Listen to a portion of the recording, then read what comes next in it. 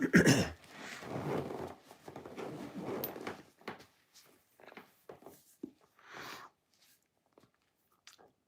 study ocean liners, as many who know me well know. I've always been fascinated with steamships, the Titanic, the Lusitania, the Normandy, the Queen Mary, Queen Elizabeth. Beautiful, beautiful wonders of technology back in their day. And everything in them was on a large scale. To think of a skyscraper on its side cruising through the Atlantic.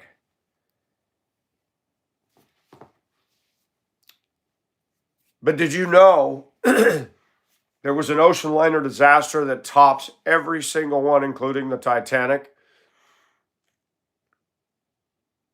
And people don't know that. I wrote some notes. So, January 30th, 1945, Hitler's Titanic, the Wilhelm Gustloff, 9,343 dead. They crammed so many people on that ship, and it's their own damn fault. They were up there in, I believe, the North Sea region. They had punked on a lot of countries. They had punked on Poland and Russia and Germany and the UK and France, and ultimately us. And they were going through treacherous waters at night, and a Soviet sub nailed them. They don't have an accurate record. They stuffed men, women, and children on that ship, and many that were part of the Hitler's death machine were on that. And there's videos surfacing on YouTube where people are saying, I don't understand why this doesn't get attention. I said, gee, do you think it had anything to do with the fact that 6 million Jews were killed and Hitler was a tyrant and nobody cared? And people wrote me back saying, it doesn't matter. There were innocent civilians killed on that ship. Yeah, all Germans. All Germans that supported Hitler's madness.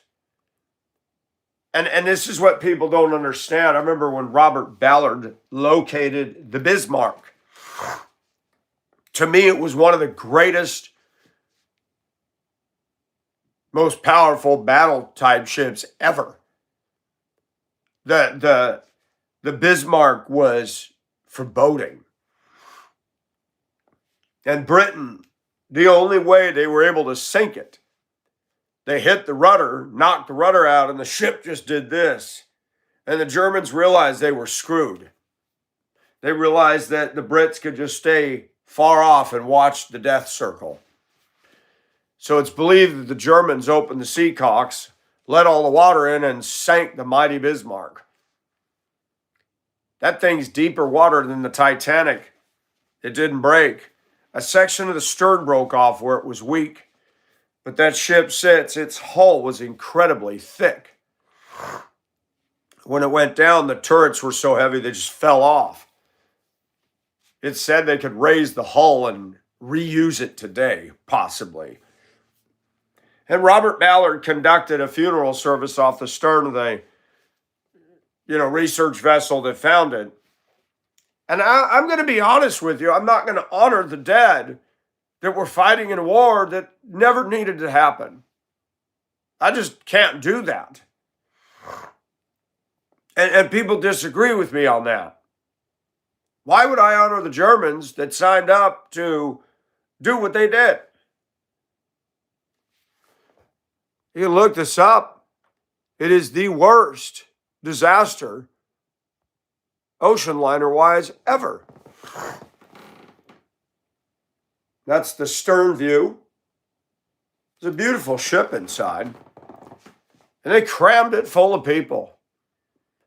And a Russian Soviet sub in the night.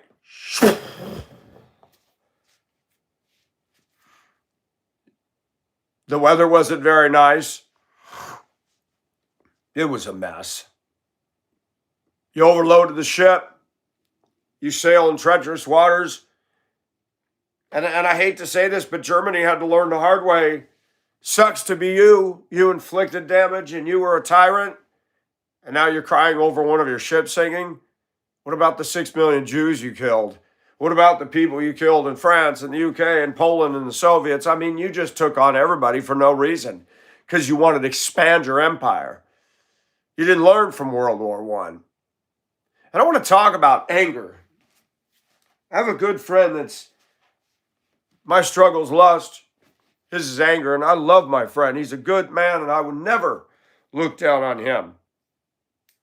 And this is dedicated to him. Because there's been a few things that have happened in my life, and I want to share them with you. They need to be shared. And if you notice in that picture, you see the swastika flying from the top deck of the ship. I'm supposed to feel sorry for that? Yeah, there were men, women, and children on there. And people say, well, did you feel sorry for all the Jewish men, women, and children you killed? You see, my thing is wrong, evil's evil, ocean liner or not. 1945, things were starting to unwind, and the Japs had surrendered. Well, was it 45 or 47? But whatever. The war was starting to wind down. Germany was getting pounded into the sand, and rightfully so. And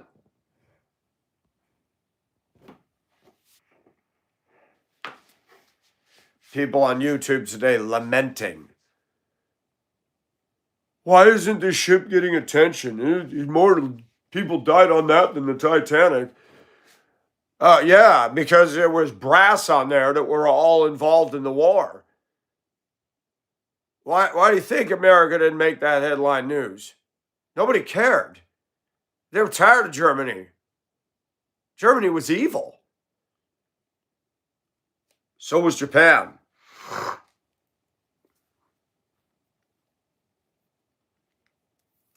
I want to tell a story that's the truth. And the year was 2019 before I left Colorado for the last and final time. I had a buddy named Joe McDaniel, and I say that word lightly. Never did anything to Joe.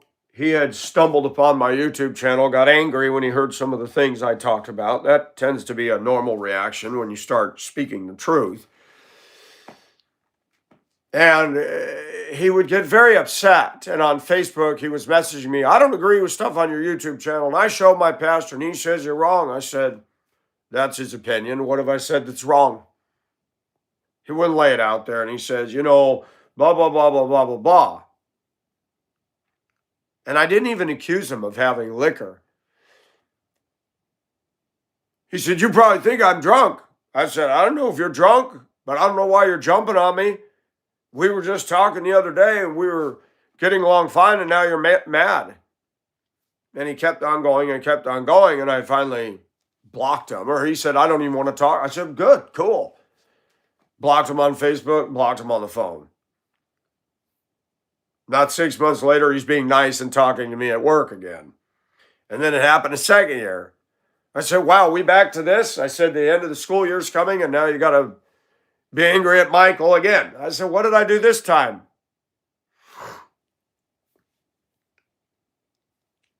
In 2019, we were doing field trips, and we happened to have field trips that overlapped each other. And we went to the Denver Zoo with our respective schools, and he and I walked, and he said, yep, my wife and kids and I were going to Mississippi. We're tired of Colorado. The people suck. Tired of all the traffic. I said, yep, I'm eventually leaving too. And I believe it was in May. Or was it? Yeah, it was May. Came in one morning. It was a Friday. I was running ragged. I ran my routes. The radio was crazy. Mike, can I have you get into school? The driver can't make it. You're going to take them. She'll return them. Then I got done with that. They called me again, and I was going. I finally made it back to the bus terminal, went in to use the bathroom, eat a little snack, and it was crazy. It was just people running to catch up with trips and stuff. And the terminal manager said, I'm sorry to interrupt. Can I have everybody got around? I need to talk about something. And let me back up. Wednesday, we had clocked out. We were in the terminal, and I remember Joe. Joe claimed to be half Filipino, which he wasn't. He was German, ironically. And I knew his wife, Tia. He had 2 kids, one that's living, that name will not be mentioned, and Christine. But the 2 kids always were happy to see me. They'd hang out in the terminal and ride their bus to school. They allowed the drivers to do that. Bus would have to come out of the yard, pull up, so the kids weren't walking on the bus lot. And little Christine, she would jump on my back, Mike, right in front of everybody in the break room. People knew that the little kids loved me. And people called me a child molester and all that, are disgusting human beings. And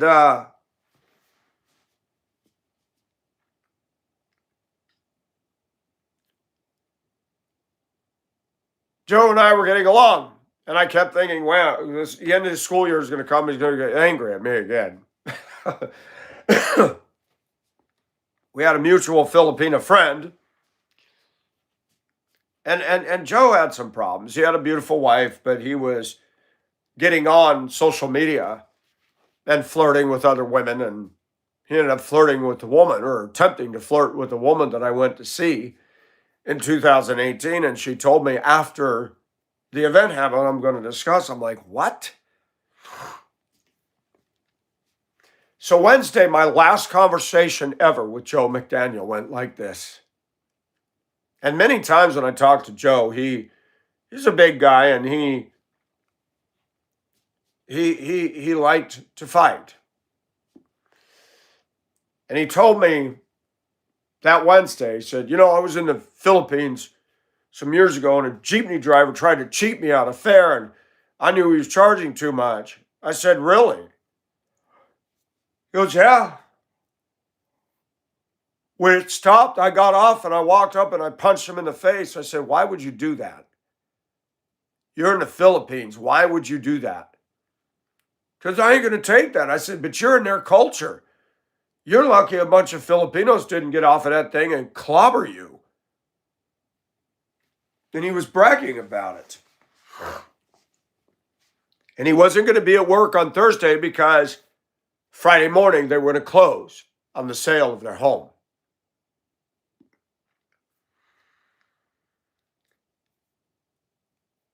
That conversation with Joe left an ugly taste in my mouth. I didn't like that he bragged about his violence and wanting to, and we got a problem with this in America. When people get upset, when people don't like me, they threaten me. Oh, I can tear you up. You don't have a right to. You do not have a right to tear me up just because you disagree with me. I didn't talk trash about your wife. I don't go up and antagonize. You hear something I say and you want to kill me. You want to prove something. Now, I want to be very careful what I say, because I'm in no way talking about my friends that struggle with anger. But there's a lot of men that try to prove they're macho by beating people up. We have to learn to solve our problems. As Christians, in a way, we exercise self-control. We may not feel like it, but it's better. Thursday came and went.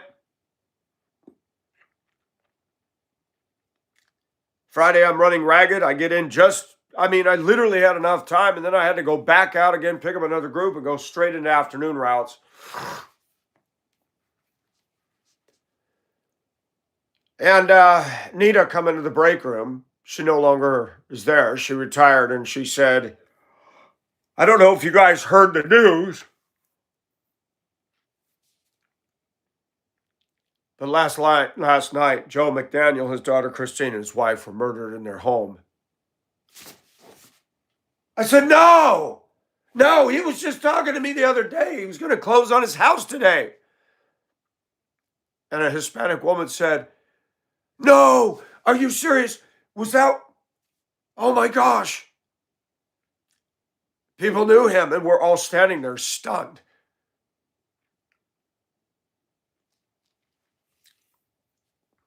Took a little time to find a backstory.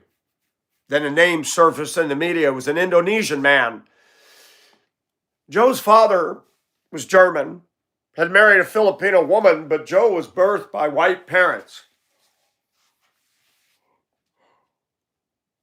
Joe called himself a Thilger, Filipino-German. He had no Filipino blood in him. And I found that out later, and we'll get to this.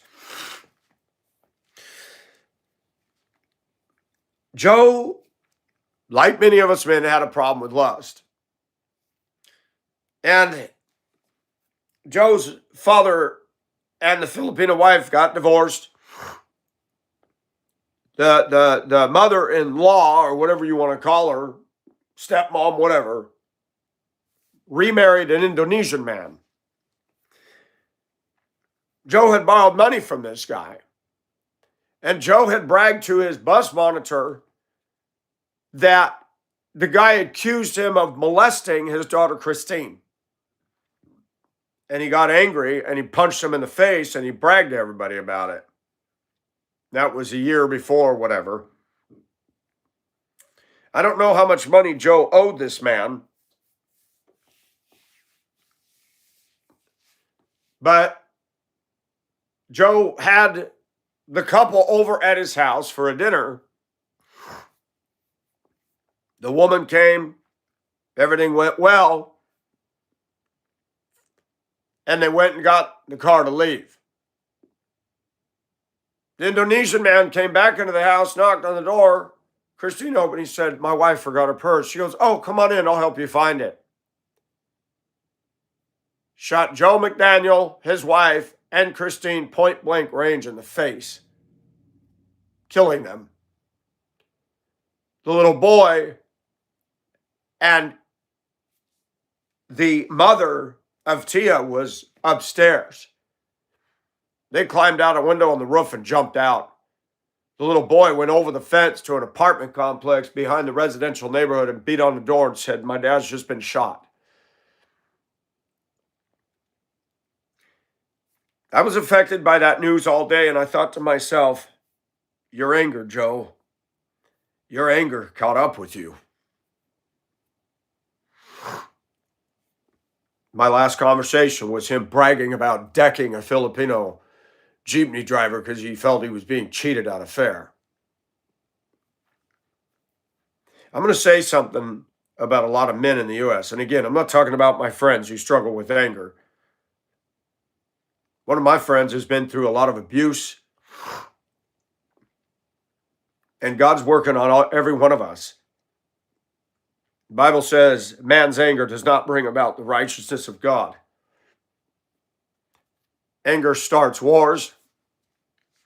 Anger can have fallout you never expected. Tia was a beautiful woman. She'd always say hi to me. I remember little Christine would jump on my back in the break room, throw her little arms around my neck. Mike!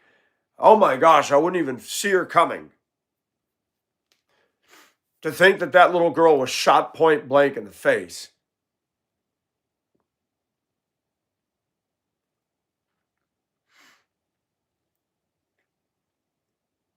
Saturday, I took it was a Bluebird Coin Bank plastic bus. My boss, when I was driving in the 90s, Dan Trujillo had a bunch of them with Denver Public Schools down the side, and he gave me one. I took that.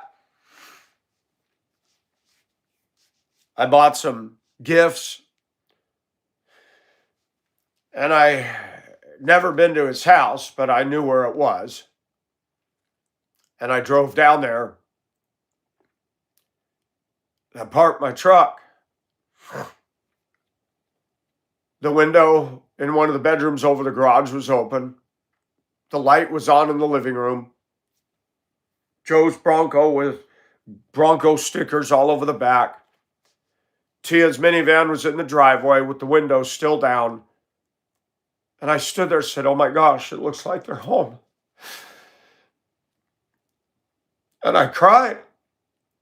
And I laid my stuff down in front of the fence. Somebody had started putting flowers and stuff.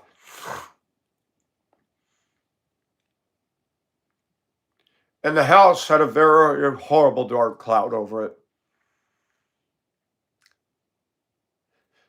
I'd never, ever, ever in my life been close to a news story like that, knowing somebody.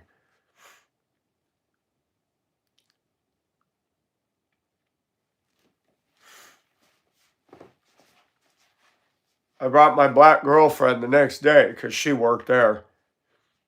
She goes, can you take me there? We went, and there was more stuff put on the chain link fence. She goes, oh my gosh, it does look like somebody's home, Mike. She goes, that is so creepy. I said, it is. It's hard to believe that I was just talking to him Wednesday and he's gone. I said, but why his wife and daughter? Why did the guy shoot his wife and daughter?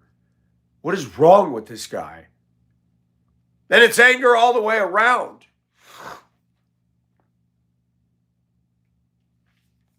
And an Oriental man across the street came up and he said, hey, can I talk to you? I said, yeah. I said, you knew them, right? He goes, yeah. And he started telling me a story. He said his wife had talked to me many times and said, my husband thinks he's Filipino mixed, but he isn't. And Joe had said, if you ever see this Indonesian man come over, call the police. And Joe had bragged to him about punching him in the face because he made an accusation. And the Oriental man said, I saw you yesterday place that bus. And I took some of the things and I brought them into the house because it's going to rain and I don't want things to get stolen or damaged. And I want to give them to the little boy. I said, that's fine. Thank you.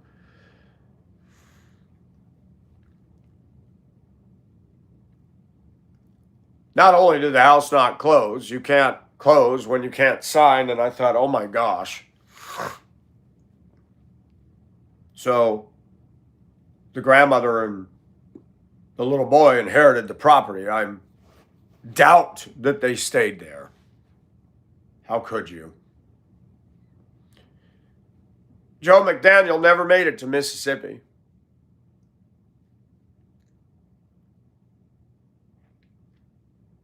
That story stayed in my mind. Man's anger doesn't bring about God's righteousness. You may feel justified and vindicated for doing it, but I'm going to tell you something. They that live by the sword will die by it. And whether you kill somebody or not. Americans brag in the 1940s you solved problems by beating each other up in the alley. I have glasses, and I have had my glasses damaged. I was always bullied in school. And kids would beat up on me for no reason. And I don't believe that God likes that. I don't believe God is pleased with that.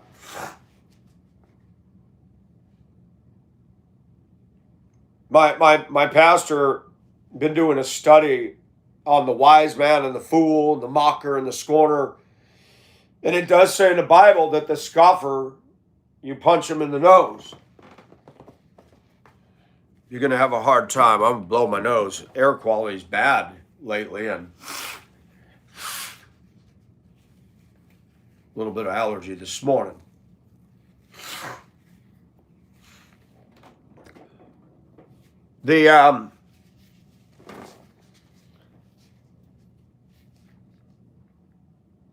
The Bible says turn the other cheek. Now, I believe if somebody strikes you or somebody's trying to harm you, that's a whole different story.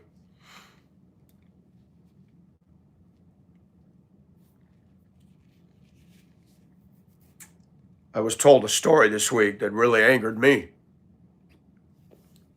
My friend had been buying a cousin lunches. That friend had been through some unfortunate circumstances. House fire many, many years ago. Everybody got out of the house except him, and a sister went in to rescue him. He had burns on his body. She ended up succumbing to the flames to save.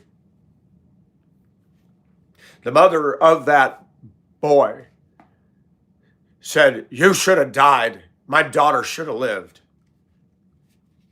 Awesome parenting, Mom. So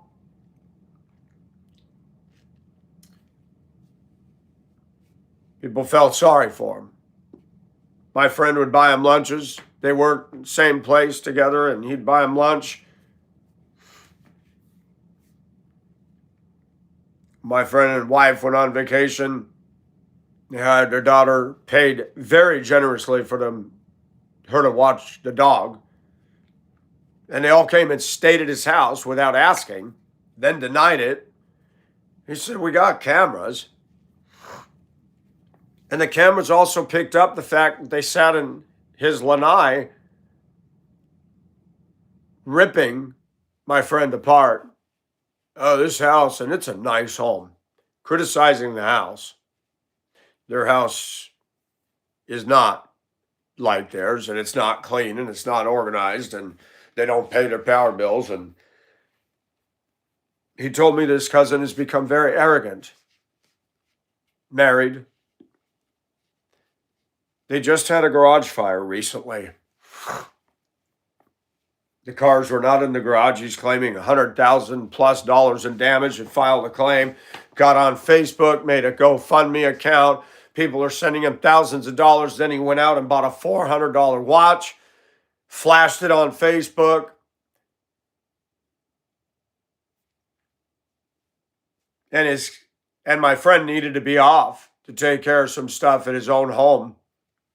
Some work needing to be done. And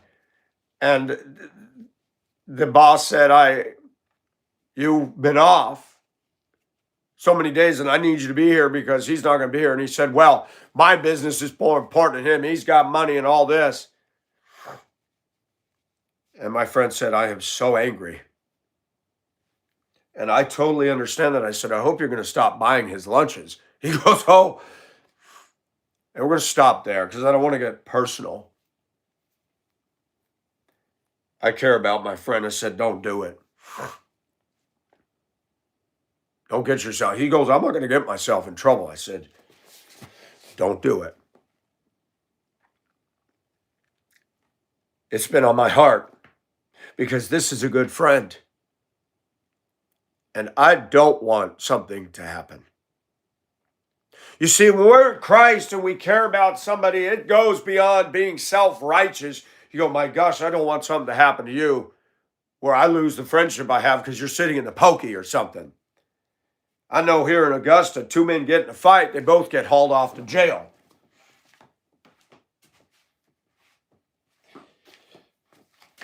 Blessed are the peacemakers.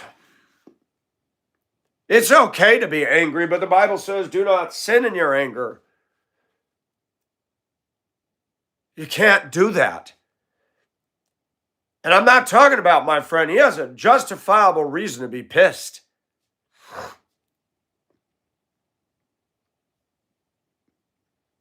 This guy obviously forgot. His sister saved you and she died for you in a fire. And now you're arrogant and now you're fleecing everybody for money. And then you said the Red Cross won't help. The Red Cross doesn't help with a garage fire. You got a house and it was fine. The arrogance, the entitlement. If I was connected to him in any way, I said, "This is disgusting. You got homeowners insurance, right? Why are you asking everybody to go fund you?" Hurricane Helene hit here. I didn't do that. I have insurance on my house and it covered it. And for all the damage that happened to Augusta, I was blessed. And I was even thanking God that during that time I had a very awesome roommate here, and I'm glad that God provided somebody here. God did something in me. Normally, I freak out about things. I do. I didn't.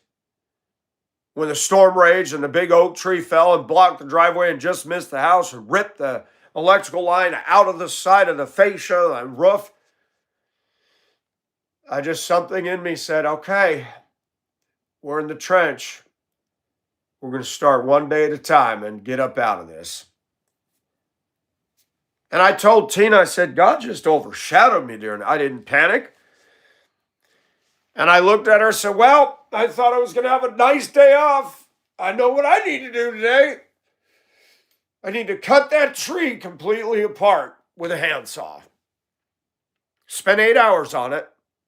The neighbors took notice. And the neighbors not only took notice, this weird guy that lives alone for so long, this weird guy with a chain around his neck, wears his weird tops. Oh my gosh. Stopping. People stopping in the middle of the street. You are the man. Oh my gosh, I came by and you, look at how much of that you just cut it with that little saw. I said, somebody's got to do it. Nobody's going to help me. I got to get my driveway open, man. And I was the light in the neighborhood. Nobody was out there on my street. Then the next day, people were robbing businesses and going into homes because there was no power. And the only news we were getting was by people coming up and down the street. The radio, TV, phones, everything was out. Internet. I said, I'll be damned if somebody's going to come up in this yard. And I put my burn barrel right in the front yard, just inside the fence.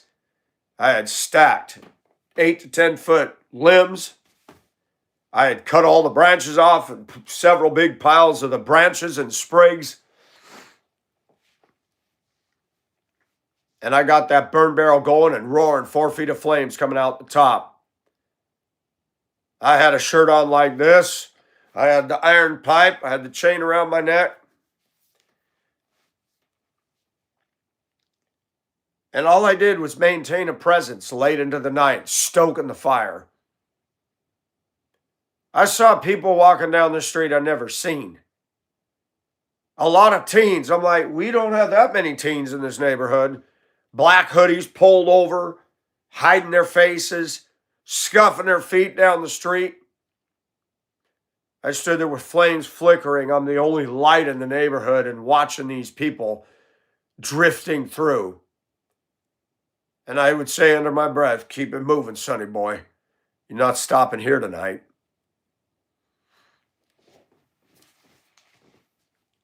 And I learned something, just a presence. Just me boldly out there stoking the fire. I didn't threaten anybody. But just the presence. The iron pipe, the chain, stoking a fire. Nobody's out. Everybody's holed up in their house in fear. And I'm like, oh no. And I started thinking, the Bible says, you are the light. You don't hide it under a bushel. And I thought, guess what, Tina? And she'd come out there and she kept joking about chiggers. She was laughing hysterically. I said, man, you and chiggers. My legs were getting all tore up. I'm out there in my shorts because it was hot, humid, but at night it got cold, especially after the hurricane left. It dropped. Day you were burning up and sweating, and by night it was cool. And my legs were getting bit up. I said, man, this has not happened. I said, this rain and all this water has brought bugs like you would not believe.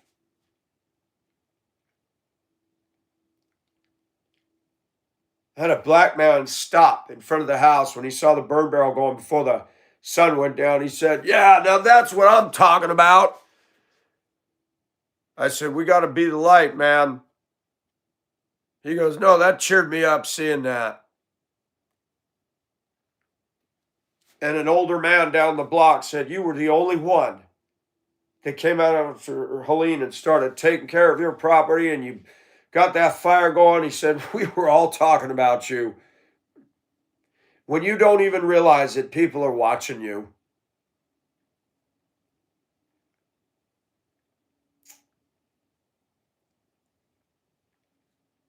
I'm going to tell you something. I don't believe I can take on danger and people that want to hurt me.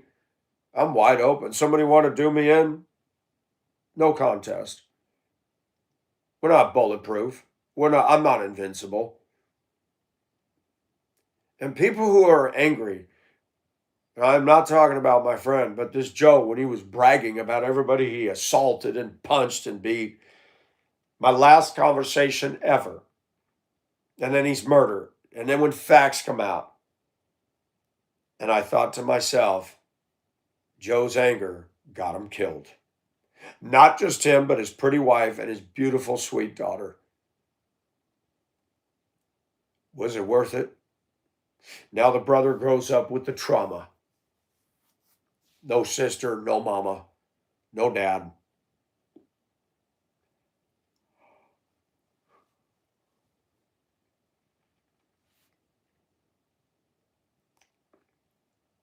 Violence begets violence. It's interesting to note that David wanted to build the house of the Lord, and God said, no. You've got blood on your hands, David. You were a man of war. Isn't that interesting? God didn't want just anybody building the temple. He chose Solomon. He chose Solomon because Solomon wasn't shedding blood. Now, David had to be a man of war. But even in the building of the house of God, God had a requirement for who built it. And I believe that I've been protected because I don't do the way of violence. Most people could kick my butt and stuff me in a trash can. Your point? But most people that are 3-4 times my strength and could do harm to me aren't as bold as I am. They'll brag they can kick everybody's ass, but they don't have the guts to believe and to say what I say and be vocal and put themselves out here like this. So it's a funny thing about what people call courage in the U.S. It's a really twisted thing. Because I've had many people say, man, you got balls to talk about the things you talk about. And I respect that. I couldn't do it. And their muscular got me beat. It's amazing how our society has really bullied people into believing in this woke stuff and causing them to be afraid. I lost my job because I stood up and spoke out about a white woman being beat up in Cincinnati. It was a racial hate crime is what it was. And I was fired for talking about that. I didn't use the N-word. I'm not racist. But just talking about racial issues, they call you racist. Interesting how that works. But again, our media, when there's violence out there, they won't say who did it unless it's a white Caucasian person. That's messed up. That's called spinning. That's lying. That's not reporting. And I'm tired of it. I've been threatened all my life. As a Betterbilt Aluminum, the guy's name was Lee Hacker. Man from Iowa, meat and potatoes, big guy, blonde hair. He'd give me crap every day. I was happy-go-lucky. I was pulling off the production lines. Betterbilt was depressing. It was all bar chicks. It was girls with hairy armpits and no bras and boobs that sagged down. And, Mike, I need some more cards. Ugh. I mean, it was Betterbilt had a lot of creepy people. And I was happy, and I was one of those weird Christians. In fact, God has a sense of humor. All of us Christians were together in a warehouse except Lee. Lee wasn't. And I'd come through there, and I used to do that little, when they had the cartoons or the TV show, and go, wah, wah, wah. And I would do that. Man, if you do that one more time, I'm going to kick your effing ass. And he kept doing that. And I didn't do it up to him. I'd be strolling through in the cart and I'd be whistling and singing. One day I'd had enough. And I stopped that cart with all the product. I threw my clipboard down and I walked up. I said, kick it! Kick it now! I'm tired of you threatening me. Beat me up and shut up. Get it over with. Mike, calm down. I said, no. You want to threaten me and intimidate me every day? Do it. Put up or shut up. You ain't going to change who I am, Lee. I've never done anything to you. And you either do it and shut your mouth. But I'm tired of this. The guy backed up all 6 feet plus of him and said, man, okay, man. I ended up buying a Chevy van from him, a stereo system, a washer and dryer, and an antique buffet, and renting an apartment to him when I was the manager.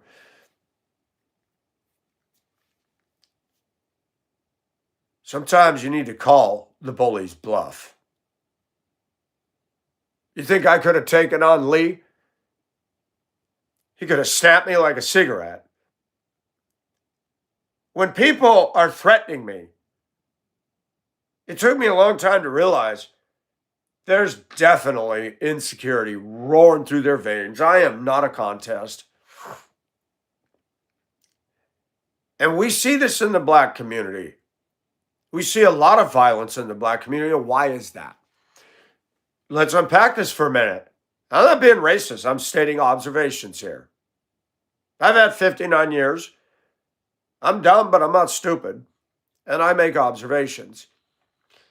A lot of these Black men have grown up with only the woman running the show. And we've all seen a lot of Black women are yelling, screaming, cussing. That's kind of the way they raise their children. It's very rare you see Black women that are calm, cool, collective, fearing God, and talk gently to their kids. And, you just see the ghetto factor show up. And these boys are raised in an emotionally charged environment.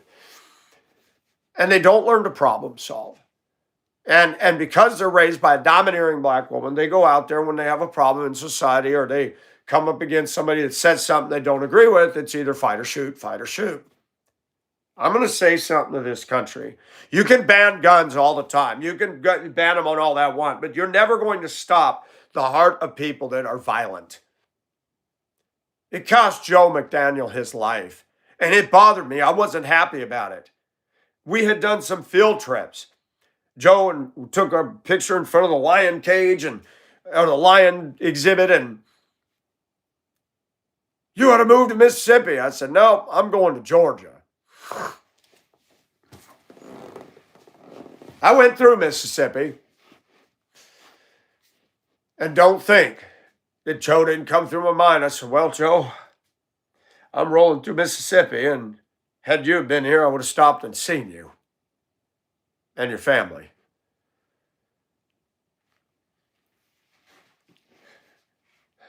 To my friend, please do things God's way, even though you don't feel like it.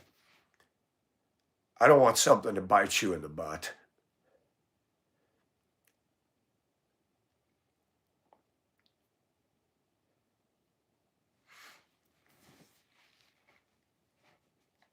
As Christians, we're not supposed to solve problems the way the society around us does. We are not supposed to.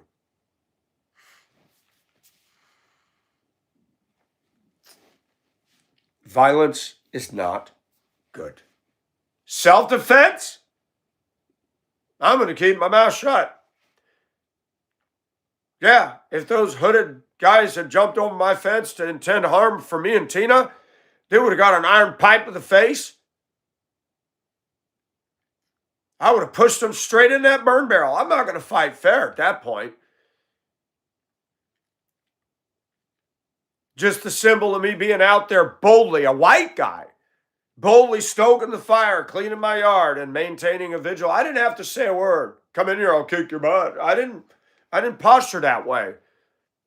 But I looked at every single person that walked in that dark night Augusta sky.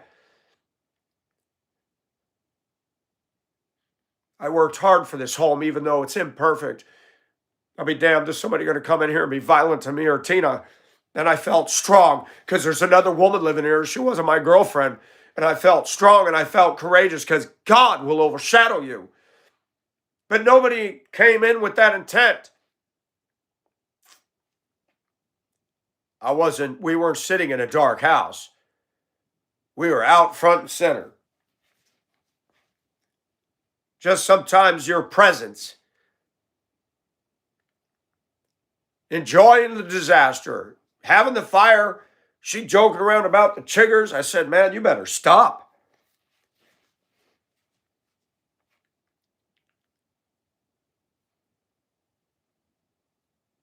One of the women in the neighborhood was in abject fear, borrowed a generator just to keep her outside light on. And then the woman came to stay the night with her. I said, look at all the fear in this neighborhood. Look at all the fear. I said, look who's out here making the best of it. We got a fire going, which I don't care. People going down the street. You didn't see this anywhere.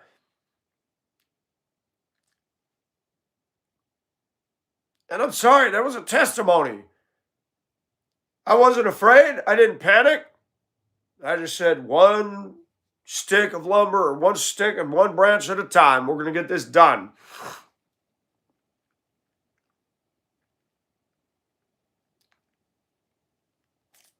That hit on Friday. I made a dump run Saturday trying to get rid of some of the slash. 2 truckloads, and I still burned an incredible amount of stuff. And the stump rounds and the trunk of the tree was cut up, and wasn't until winter of this past year that somebody pulled up Sunday afternoon, got out a chainsaw, cut them down. I had them all stacked. I'd rolled them out, and he took all that oak, loaded in the back of his truck. I said, isn't that awesome? Somebody did it for me. They wanted that oak to burn. Some people like to smoke fish and stuff, and that oak burned good and hot.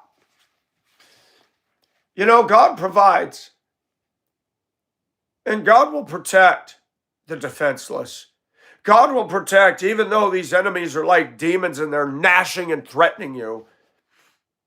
I've heard stories. I've heard stories of missionaries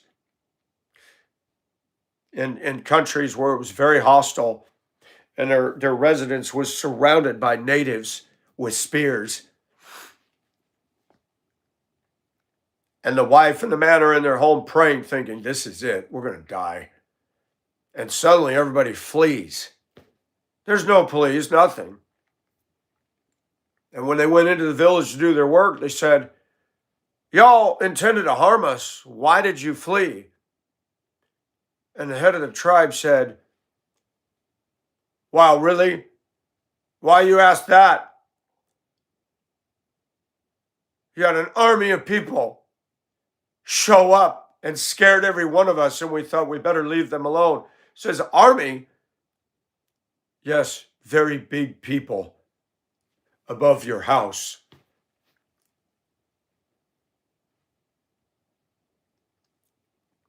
Angels? Perhaps. When you're in the will of God, and it's not your time to go, the devil can rattle his sabers all day long, and everybody that hates you too. I'm going to kill this guy. I'm going to kill this guy. Not unless God allows it. You can be in the inner city, in the worst neighborhood in New York City.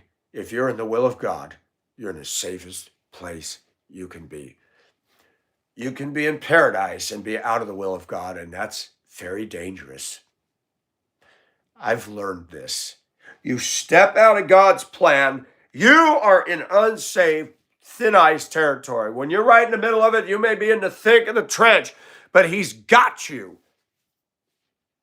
Another thing I want to touch on briefly is this fascination with this death culture that women, I don't know why, but women gravitate towards skull tattoos and skull, and the Hispanics with the Day of the Dead celebrations and all of that. Can I just, in a nutshell, say that's evil? I want to know why ladies aren't ladies. Ladies get off on violence now. They get off on violent, rough culture, tattoos of skulls and death. And what happened to being a lady? Why is that not in vogue anymore? Can somebody tell me?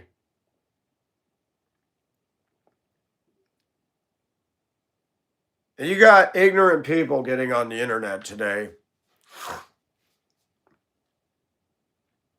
Guy by the name of What Matters. No picture, no content.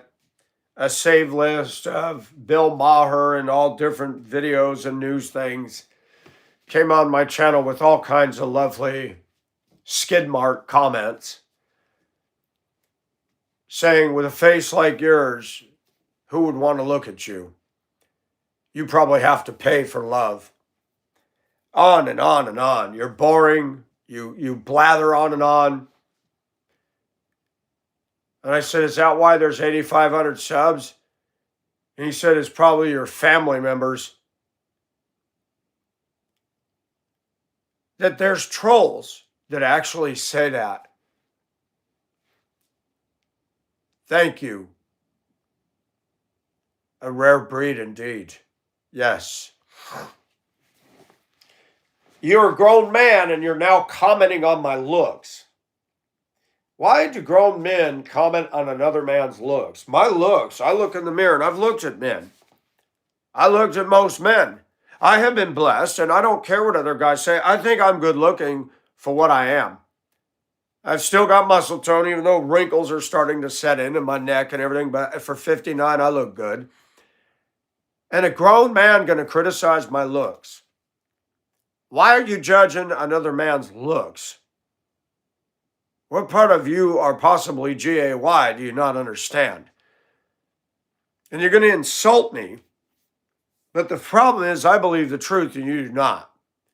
And you keep coming back and leaving comments. I said, you've been reported because some of the comments you made go beyond just agree to disagree.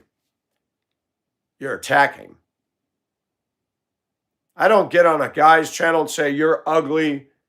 I've never done that because I'm going to judge the content. And I removed your comments. And the same thing, and then you got on there and said, one of my friends said, well, you can go play with your thing in the Bates Motel in your mother's basement. There's a gal on my channel that if she'd have seen that, she would have had some choice words to say to you. You know, these trolls think they're clever and cute. You don't have content. You don't have your picture up. You're a keyboard warrior. And obviously, as time goes by, it dawns on me, you know why people attack me? Because I'm talking about stuff on here that makes them very, very uncomfortable or they're guilty. Guilt produces acting out. Why do you think Tyler Robinson shot Charlie Kirk?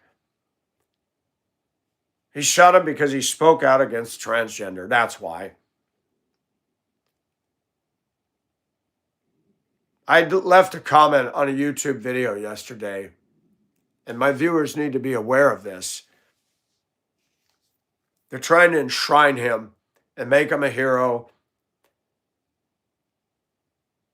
And you got all these YouTube artists going back and forth about Candace, and now Candace and Erica have kissed and made up, and now Erica said something horrible about Charlie Kirk, and this drama that's going back and forth. And all these men and women were leaving comments, there will never be another Charlie. And I wrote on there, I said, why are we enshrining this guy? I'm not Charlie Kirk, and I will never try to be. I'm not a professional. I'm not a corporate guy, which he kind of was. My way and my style is raw. It's unfiltered. It's unvarnished wood. And I like it that way because, you know, God chose his disciples and the sons of thunder. You know, you got women telling us men all the time, it's not what you say, it's how you say it. Well, honey, Get some big girl panties on, because I'm not going to emasculate myself to please you. And I don't believe you should be rude and nasty to women. But I've learned something with women. When you talk the way I talk and you tell truth, every woman would have a problem with that. Most, I should say most. But there's a lot of women on this channel, they tune in regularly and they're fine with my style because they know my heart.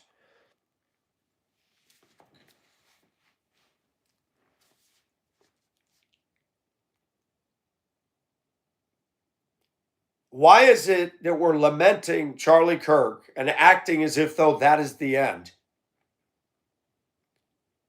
Have you heard the hymn? Rise up, O men of God. And I don't know the rest of the words. Where are the men? People say, I admire your boldness. Okay, well, thank you, but it's a gift from God. I'm using the gift God has given me. I can't fight these people that want to threaten me. I can't take that on. And I learned something. I said, I'm not a threat to anybody. I don't say that anymore. I'm a threat to everybody. When you stand on the truth, you're weaponized. And people who don't submit to the truth are convicted. And when people are convicted, heads get chopped off. Herod's wife, John the Baptist, Jesus Christ crucified, a kangaroo court, because the religious Jews were very angry. Because when Jesus said words, the disciples said, Master, know that you offended them. I can imagine Jesus saying, duh. The Jews, the religious Pharisees, thought they were walking with God. And Jesus shredded them. He said, woe to you. He didn't call Christians hypocrites. Pay attention to that. He said, woe to you, scribes and Pharisees, you hypocrites. You wash the outside of the cup, but the inside's filthy. Your whitewashed sepulchres, gravestone, full of dead men's bones. You stoned the prophets. You condoned it. The religious leaders of Israel were the ones that stoned the prophets. They didn't want to hear the truth. We got religions and churches all across the United States of America where you will not get any truth in at all.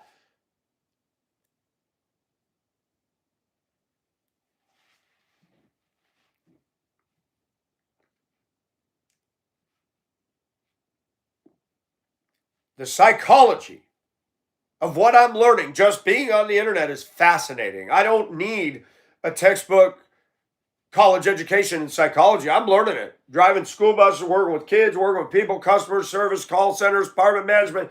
Just life and my YouTube channel has taught me immeasurable amounts of stuff about psychology and the way the mind works. You got people that want to control me. You know, I don't want you to hurt your views. You need to stop dressing in girly stuff. And then I read back, oh, he was somebody from the Pacific Ocean, Asia. Is that Ag Gillespie?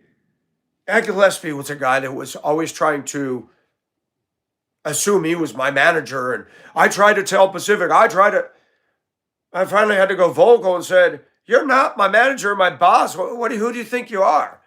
Then I'll remind people again, it's my channel. I'll do what I want to. And I'm not hurting myself.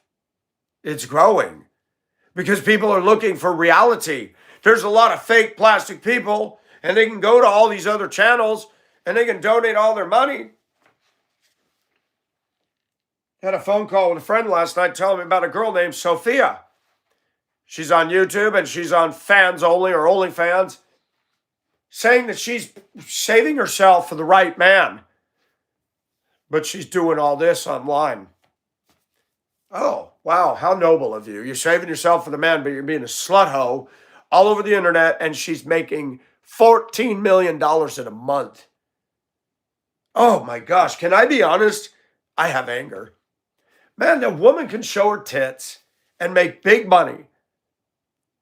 And Joel Osteen can lie and preach cotton candy tooth rot and have a 17,000 square foot mansion. Oh, no, I got to go to work. I got to work my butt off. And I got to deal with coworkers that disrespect me. No matter where I go, people that think that they're better. condescending. I'm like, why? Man, I didn't do anything. I come here because you're 6 years older than him and you're making him look like a joke. And what do people do when they're convicted? They hurl insults. They gnash their teeth. He saved others. Let him save himself. You realize that Jesus could have come down off of that cross, right? Nailed the cross. You think those nails, you think they kept him on that cross? Oh, you got to be kidding me. You've seen all the hero movies. Jesus could have said, I've had enough. Boom. He could have jumped down. He could have showed up like a master hero and said, I'm telling you, child, I'm through with you. You talk about self-control. His enemies, when he's being crucified, were deriding him and insulting him. You call that a man? You call those men?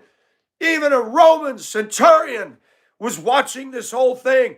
Do you know how buff those centurions were? They could beat up most American men with their pinky. And guess what? He sat there, just took in this whole scene. And the religious leaders are clunking their tongues like a bunch of mother hens.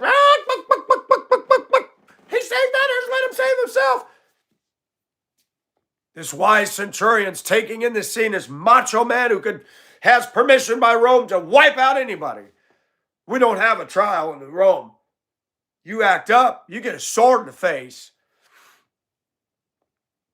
You men in America, you think you're badass. Pick up a sword. Pick it up. Swing that baby with your wrist. I'm not talking about these little toys at the flea market. Pick up a real sword from the medieval days. Your wrist will go, and these guys are going like an artist with a paintbrush. I love how men have a false sense of falsetto macho because they can rev their accelerator. Oh, you're so mighty. Sorry, you don't have any Viking in you, pal. And they had that ball and chain with the spikes, and they could swing that around like this. Have you ever picked up one? I've got one that size, and it's a cannonball. I'm like, drop it on my foot. It's done. It's over. It'll break every bone in the foot. Yeah, we think we're tough today, don't we?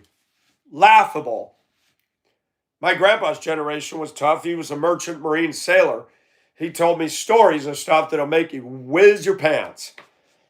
Going to Vietnam on a Liberty ship.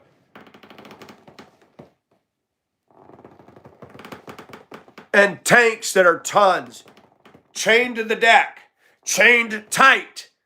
And the ocean rolling so bad that the trains...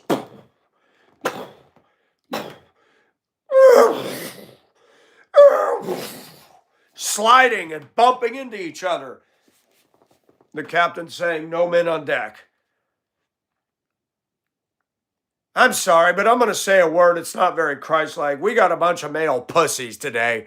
You shooting people to solve your problem, you're a pussy.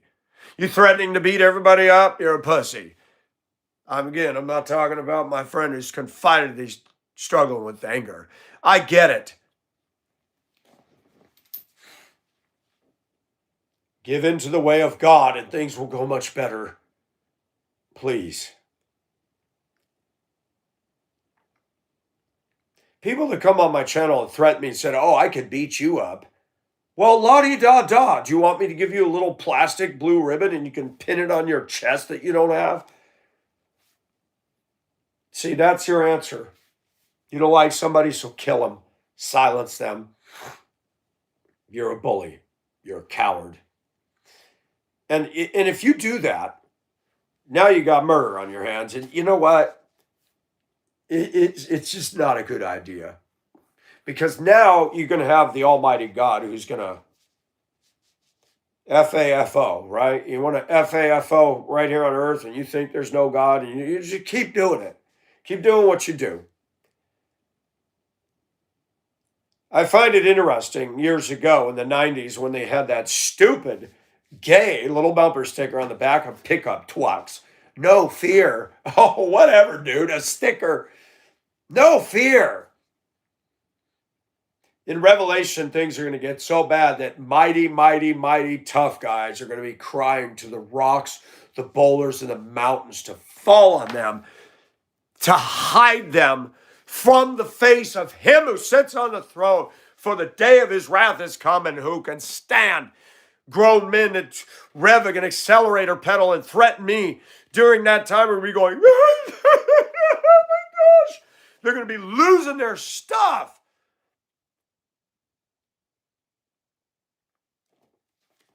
He who lives by the sword will die by it.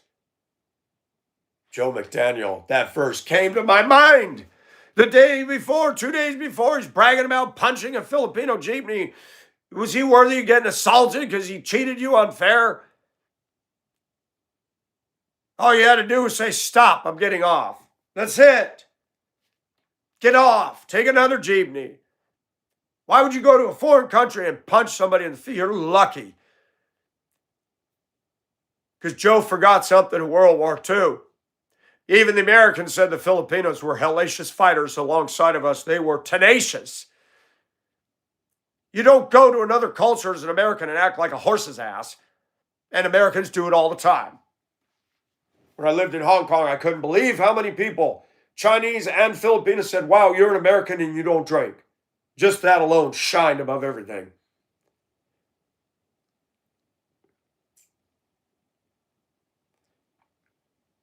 There's a guy, and I'll call him by name, George McNulty. He lived in Duluth. He worked at Voyager Bus. I could not stand the guy, ugly. And I say this because he thought he was all that. He was literally like Esau, red and hairy. He was one of those Irish guys, red chest, curly chest hair. He was not a ladies' man. Now he's balding and he's in the business world. But George was from Vermont, and he'd sit in the break room with his legs crossed in the Duluth News Tribune. He wears tweed jacket. He's very arrogant, but he loved his liquor. And after work, he'd go across the street to the Other Place Lounge and hang out with a woman by Mary Ann, who was 40-something years old with a long ponytail, hanging around with 20-year-old guys, but claiming she loved her husband so much, but yucking it up with alcohol with the young boys. Kind of reminded me of Mountain Mama in Prescott, Arizona. I never did anything to Mary Ann, and she was so cynical and patronizing to me. So cynical. And George thought he was all that on a stick. He owned a greenhouse up in the Chester Park neighborhood of Duluth, a big green 2-story Victorian. And he would host toga parties and buy the alcohol. That's the only way George could get laid, because he wasn't handsome by definition. And I know people say, you just said you don't comment on men's looks. I'm commenting in context for the way he put me down. I'm better looking than him. And I promise you, he looks old. I looked at a Facebook picture. I thought, look at George. He looks terrible. But he's married, got kids and all that.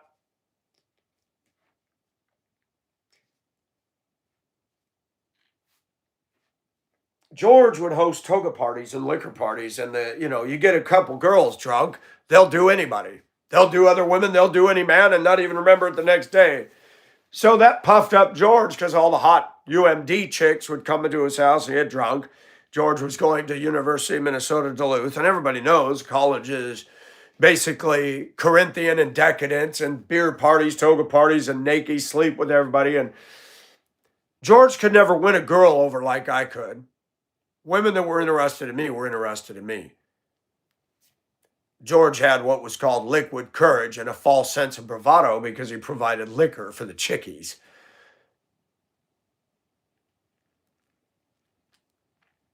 Yes, comments have been turned off, folks. People keep asking me that. If you don't see the chat, it's because I've turned it off. It's not because you can't comment. It's nobody can comment. And I couldn't stand George. He was rude. And he just ticked at me. And I wasn't bold then like I am now. I wish that I was. I wish. Do you got something to say, George? Do you got something that we need to go outside and talk about this so that you knock this crap off? Obviously, you think you're superior to me. I don't know why you think that. I'm not a threat to you. You're a jerk. Can I ask what the problem is? You don't like me. Can you just keep your mouth shut? You're Mr. Ivy League. You're Mr. You know, why do you do this stuff? Because that's how clowns build themselves up.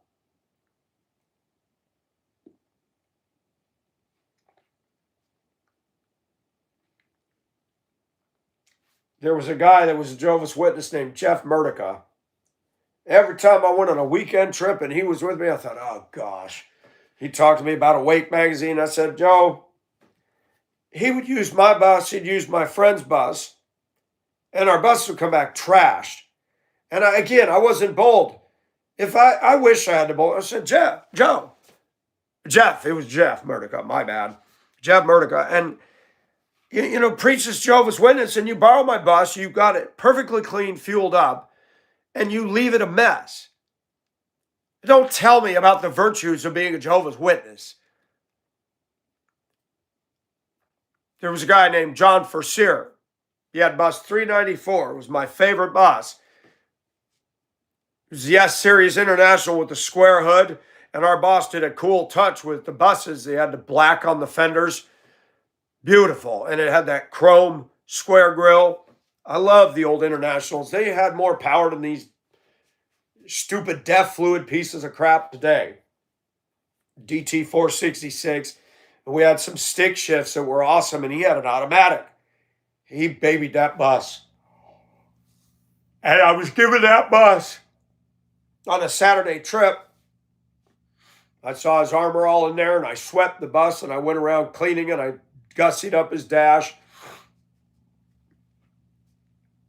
Monday morning, I go out to pre-trip my bus, and my friend John comes out, and he says, dude, I was in there. John Forcier come in, and he says, who drove my bus this weekend? And I'm thinking, uh-oh, Mike drove it. And Guy, the dispatcher, says, that'd be Mike Nelson. And he walks up and he says, he's the only one I want to drive my bus. I don't want nobody else in that bus. Man, he shined up my dash. He swept it, cleaned it. I don't want nobody driving my bus but Michael. Dispatch and management told me, we get so tired of John bitching about his bus, and you just scored points with that man. He would wear a tweed jacket. John Forcier was not a Christian. Very sad. But my work ethic gained his respect. And I liked John, and he died. And I went to the funeral. And they did taps. They folded the flag, and I lost it. John was a respectable man. He drove his bus carefully. He had his kids in subjection. He kept that thing flawless. He didn't hit the bumps. He just drove and carried himself with class, contrasted to stupid George. And I remember sitting at the funeral. We had two drivers, Denise and Laura. And Denise was such a bombast, lipstick queen, gewgaws of makeup, and her boobs pressed up so far they look like butt cheeks in reverse. And I'm a quiet guy when it comes to grief or praise. I go into the shadows, and the funeral affected me so bad. That taps, the gun salute, and the way they folded the flag and presented it to their wife, I said, these people that hate America really piss me off. John was a decorated war veteran. And I got on the bus back because we took one of our buses. I went to the back and I just sat slumped down in my seat. I was crying quietly, wasn't drawing attention. And Denise turned around, Mike, what's wrong? What's wrong? I want to say, man, shut up, you stupid bimbo. We just lost somebody I care about, man. Josh, you're stupid. I said, I'm sorry, I'm grieving. Could you leave me alone? I want to say, do you have any freaking couth? You got in her bus and she strung this netted hammock from the dang door handle to the shifter on the transmission. It had bunnies and duckies and crap in it. They gave me her bus for a 3-day, 2-night trip with women's basketball. And I went in there and I said, oh my gosh. I went into dispatch. It was Christmas break. I said, hey, I can't drive. There's dingle balls and decorations, all that. These girls are going to tear this bus up. Stuffed animals. Boss went in there and he said, I'm going to take it all down and put it in a box. And he took it all down, put it in a box so I could drive the bus. She coming after break, hey, who took all my stuff down? I said, I had to drive your bus, man. And the kids would have tore it up. And I can't see out the window. I can't see out the side windows. And these girls are going to tear that stuff down. Boss put it all in a box. John Forcier. In spite of my own self, I was drawn to people who had class. And I grieved because a good man had passed, but I knew he wasn't in heaven because he was very anti-God. Christian, is your life lived in a way where you're preaching and dumping scriptures, that lived in a way where even an atheist can say, I don't agree with Michael's religious views, but I have respect for that man. A lot of Christians don't do that. A lot of Christians look stupid in this country. They look dumb. They wear scripture on their sleeve, but they don't model a thing.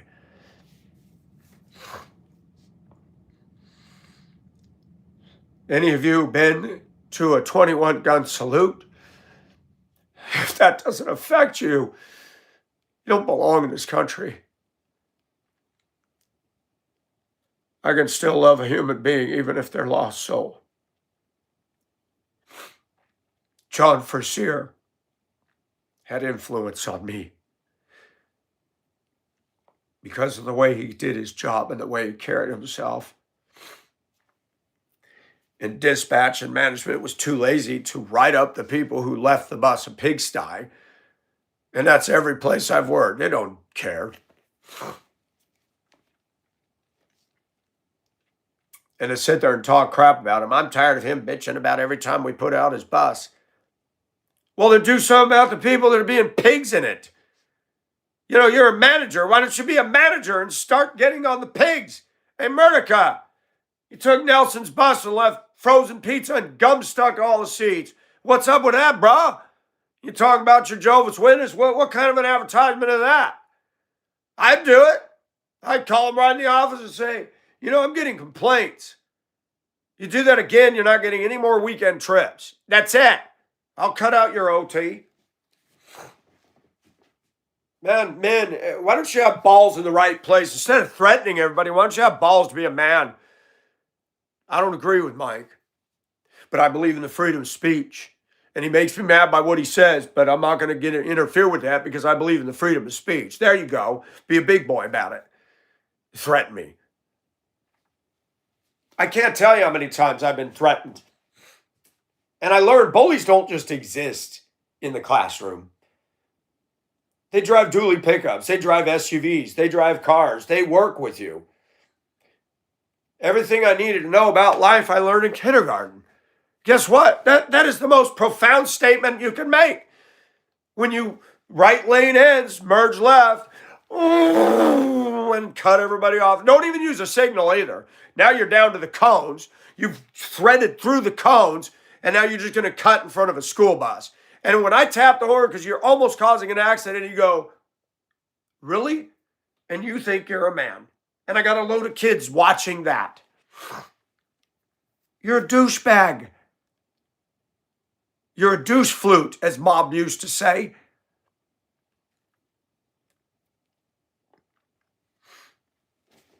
I like it when I do something and it's a hard to please individual and they suddenly have respect for me. But you got most people in our culture today, they pride themselves in put downs, sarcasm, hatred, and meanness. They pride themselves in being a troll and an asshat. Or many women pride themselves in being a bitch. And many of them call themselves Christians. I work with two people that are Christians, went to the same private Christian school. You can't tell that they love Jesus Christ. You can't tell. She walk over to the other guy who's causing all the problems and, how are you? Are you doing okay? I care about you. Wow. I've been working my butt off. I'm shining above people. Did you ever ask me that? Favoritism? Oh, baby, bippy, bippy, bippy, bet your bippy. No, we live in an unfair world.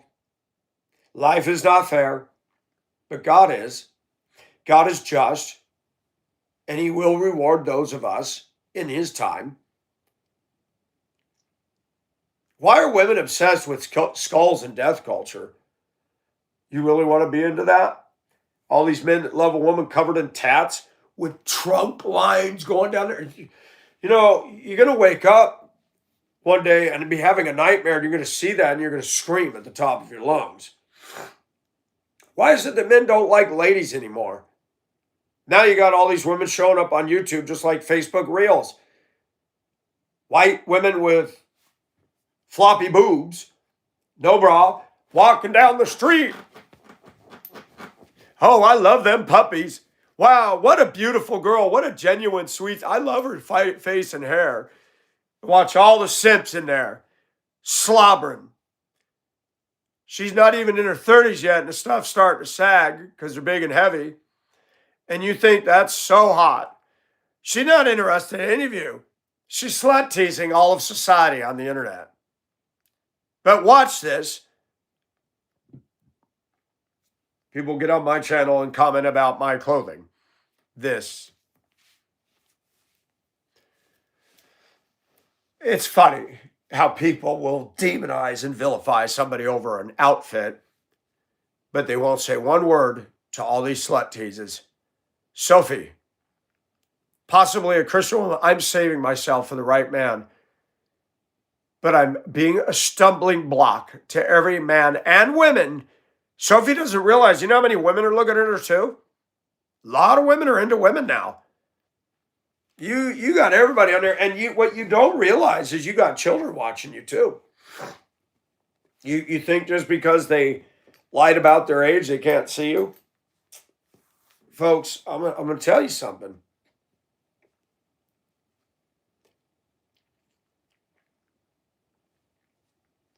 There's nothing wrong with being a lady. There's nothing wrong with not having tats and piercings.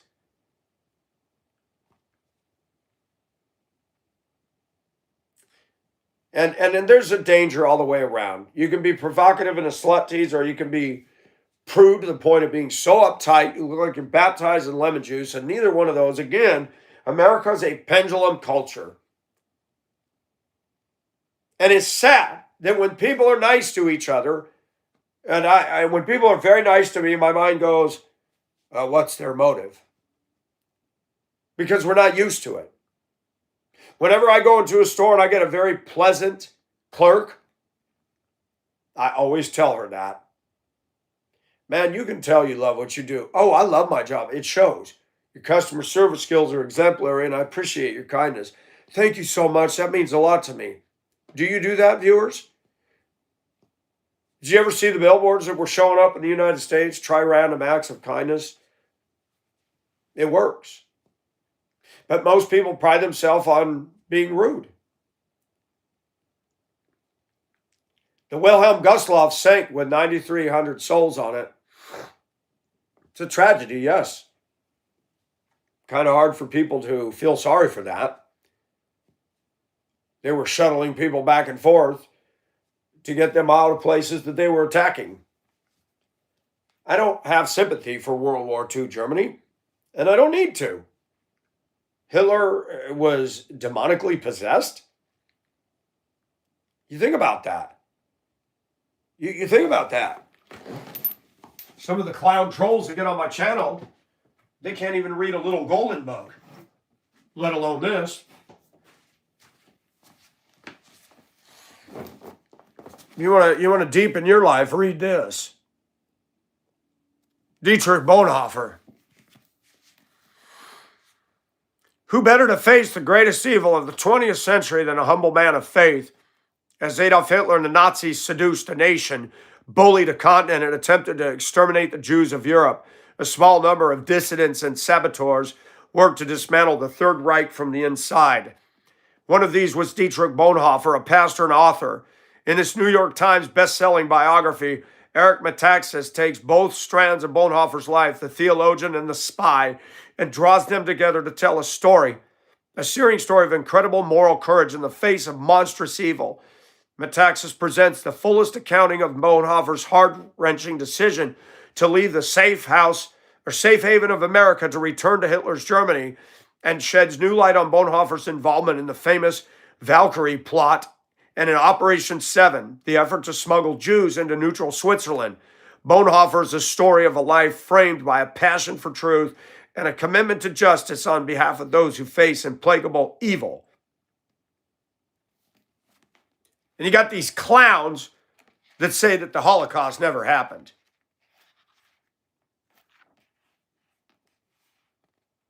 Bonhoeffer children.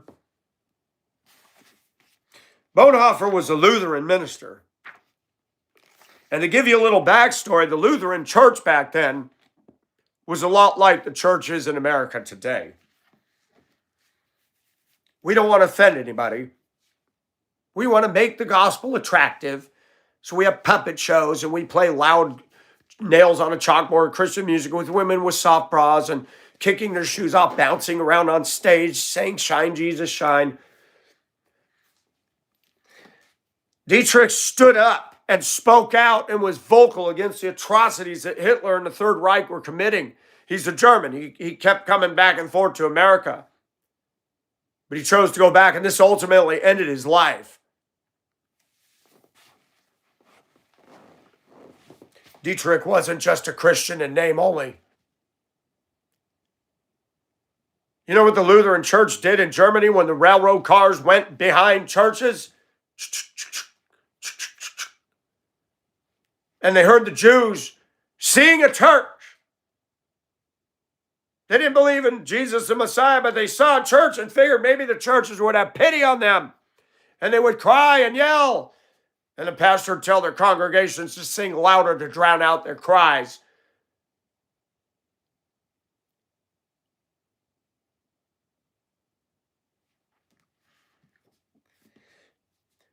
You little boys and your little pickup trucks and your bombast voice with cussing, none of you could hold a candle to this man. American men are jokers compared to this man. You want to learn about macho? Read about people who were. He feared God more than Adolf Hitler.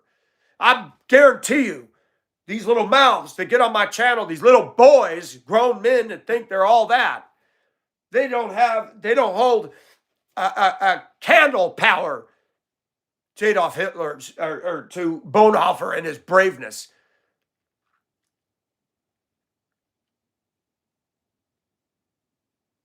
I see so many Christians as timid, as irrelevant, as nothing burgers, listening to silly gay Christian music.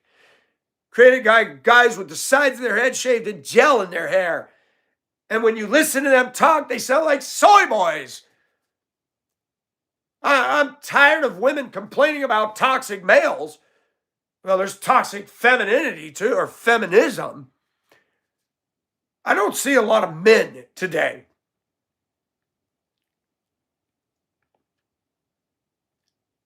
The guy I'm training, 310 pounds, 6'8", size 16 shoes. A gentle giant. A black guy I enjoy working with. He'll pick up a broom. When we're caught up, I'm running around doing other things, and he is a self-motivator. I said, man, I appreciate you. I've finally been paired with somebody who works. I said, have you ever beat up anybody? And he laughed, and he goes, unfortunately, I have. But he said, I don't like to do that, Mike. I don't like to use my size in the wrong way. That man could kick 99% of these white skid mark toilet bowl stains that come on my channel making their stupid comments, kick their butt. Bend them in half, smoke them like a cigarette, about to go boink. It's called the Chihuahua effect. Boys grandstanding, puffing out their chest. Down, Dino. The dogs you got to be wary of are the ones that are big. The Rottweilers. They got powerful strength in their legs. They can grab something in a hole and back up and drag it out. I know. My mother had a Rottweiler and I'd play tug of war with it. Oh my gosh, that dog's strength and its loins was incredible. That dog could back that puppy up and pull me forward, and I'd be like, ugh, ugh, ugh. I mean, I had a big old knotted dog chew toy, and that dog was pulling me across the. I had my shoes on, and I was just skiing across the linoleum.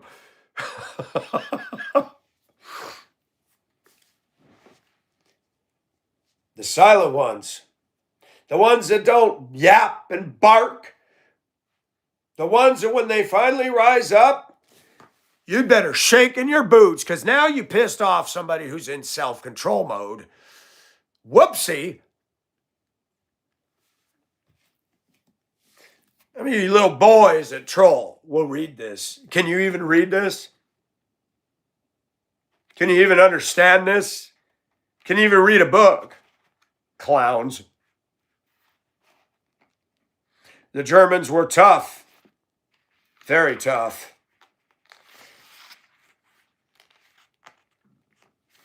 Look at this clown here. Now that was a bully. That was a demon-infested lead bully. Look at his face. You see the joy of Jesus in that? You got these little white skinheads that praise this guy. Adolf Hitler was a fool. An absolute fool. Who am I? They often tell me. I step from my cell's confinement calmly, cheerfully, firmly, like a squire from his country house. Who am I? They often tell me. I used to speak to my warders freely and friendly and clearly as though it were mine to command. Who am I? They also tell me.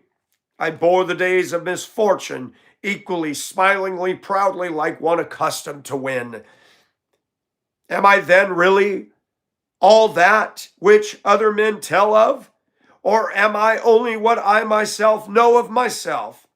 Restless and longing and sick, like a bird in a cage, struggling for breath as though hands were compressing my throat, yearning for colors, for flowers, for the voice of birds, thirsting for words of kindness, for neighborliness, tossing in expectation of great events, powerlessly trembling for friends at an infinite distance, weary and empty at praying, at thinking, at making faint, and ready to say farewell to all. Who am I, this or the other? Am I one person today and tomorrow another? Am I both at once a hypocrite before others and before myself a contemptibly woe-begone weakling, or is something within me still like a beaten army, fleeing in disorder from victory already achieved? Who am I? They mock me, these lonely questions of mine. Whoever I am, thou knowest, O God, I am thine.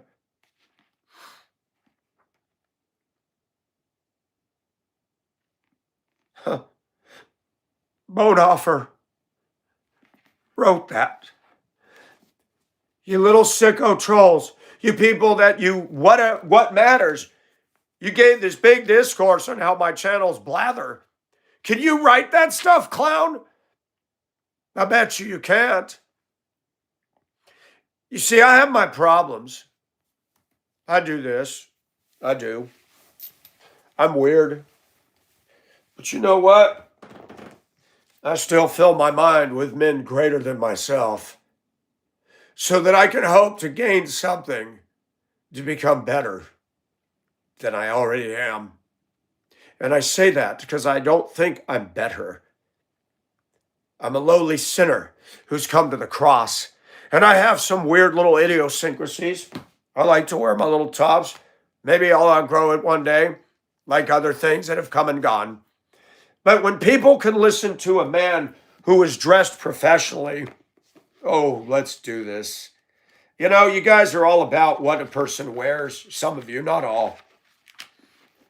Just remember, Hitler didn't wear girl clothes. Just remember that.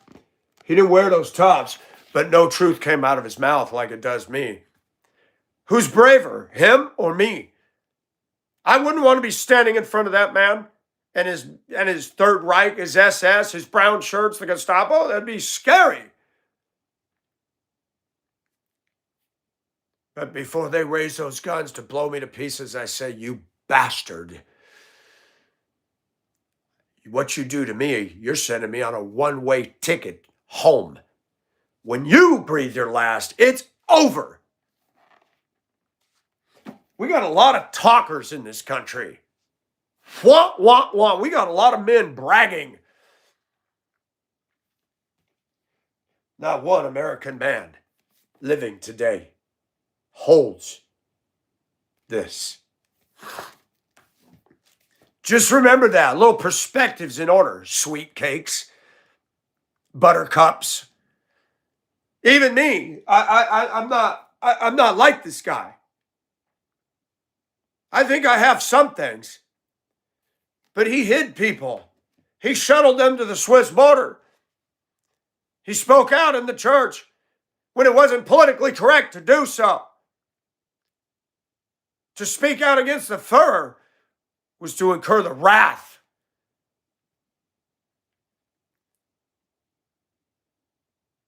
The Lutheran Church was silent, thinking there being a witness. Bonhoeffer couldn't accept that. Even other theologians said, man, you need to calm down. You need to stop. Bonhoeffer, they're going to get you. And he said, and? You little trolls that come on here, you need to be addressed. What matters? I bet you've never read this, clown. And then you leave a comment on my channel that you're independently wealthy. You're a liar. Wealthy people coming onto my YouTube channel to leave stupid skid marks? I was talking to my friend that if I was to inherit a bunch of money, what would I do? Would I still have a channel? Absolutely. If I inherited wealth, you won't see the camera turn on in this house anymore.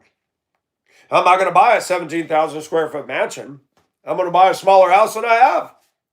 I will buy that truck I want, and it'll be done up like brand new. And I will enjoy it every day of my life. All these bad little stupid machismo insecure people driving their car like nitwits, go ahead, hit it. And yes, I will go after your insurance if you scratch my paint. Just because I can. You know, I'm tired of the arrogance of society. We don't have men today made of this. Let me remind you, I love those Thomas Dolby glasses. I really wish I could get those again. I have a pair and I can't wear them anymore because I can't see out of them. The prescription changed. This man died. Look at these two Germans. This is Bonhoeffer's parents. Look at the smile on their faces. Those are parents that raised the kid right. And he became a mighty warrior for God. My neck, my back, my thing in my crack. Really? That's what we're raising today, huh? That's what we're raising. You worry about my shirt? I'm not making that kind of music. My channels try to get people to think deeper. My channel's to challenge people. And if people get angry and they troll, it's because I'm getting to them. That's why. Basic Psychology 101, they hurl insults when you're impacting. Basic. Telling me my channel's blather and keep coming back to leave more comments. Well, you can't leave it, can you? If it's garbage, if it's blather, why are you still here? Because something I said set you off. And it's not something I said. It's something that God has given me a passion, and God's speaking through me because he uses people and he uses the word and he uses the Holy Spirit. And I've noticed something. I can't say anymore. I'm not a threat to anybody. I absolutely am. This man made Hitler mad enough to kill him.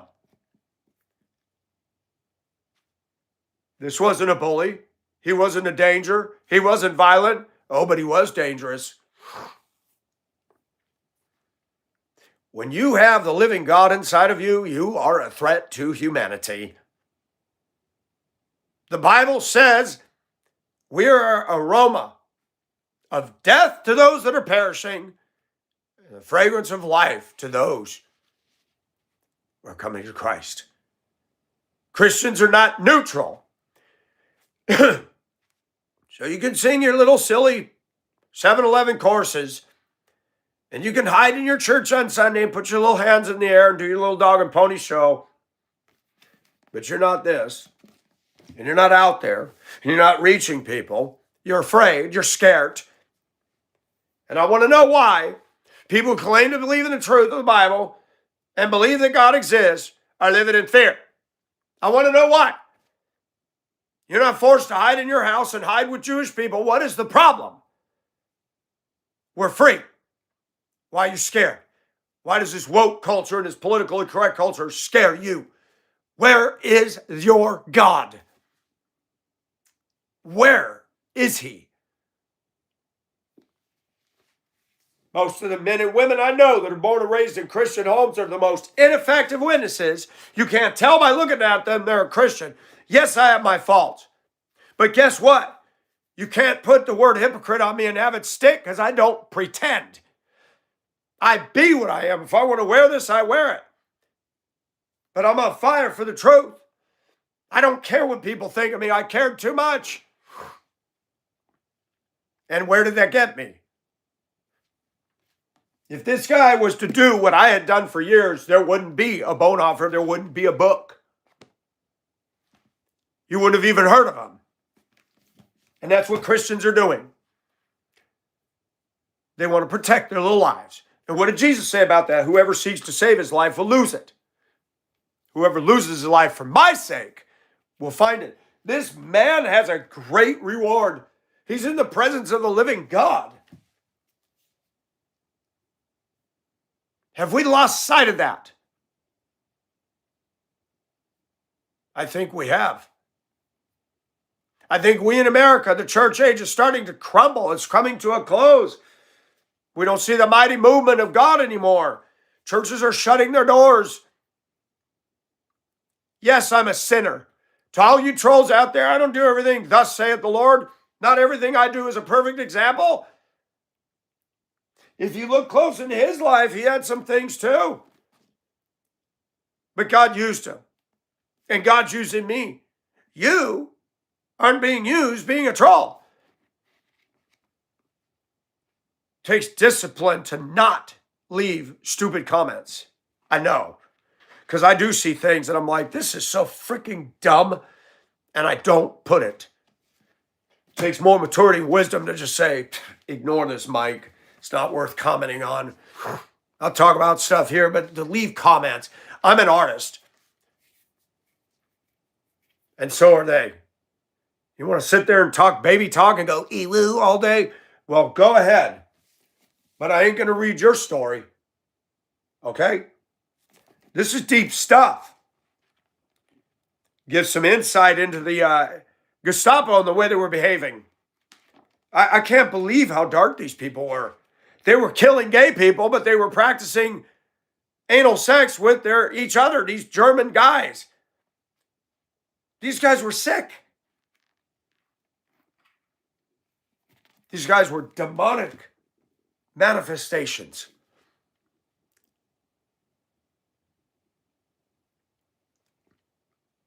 And people who deny the Holocaust, you're a special kind of inbred. I'm telling you.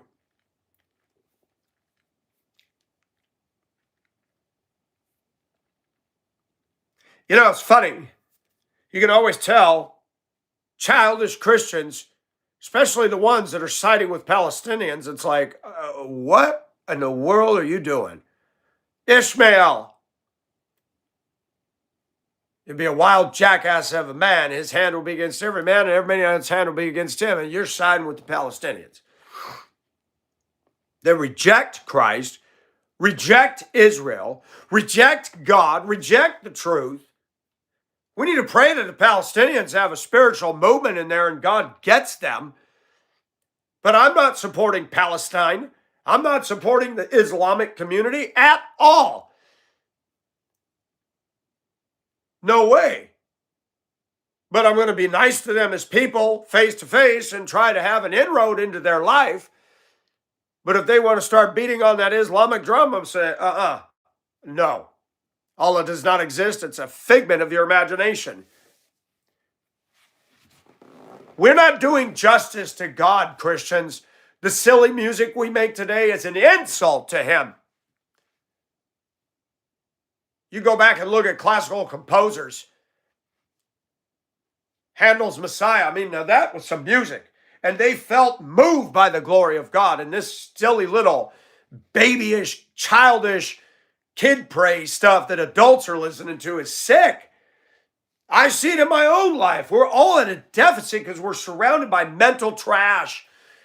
Our culture's lowered the bar. And if we're not careful, we're right there with it.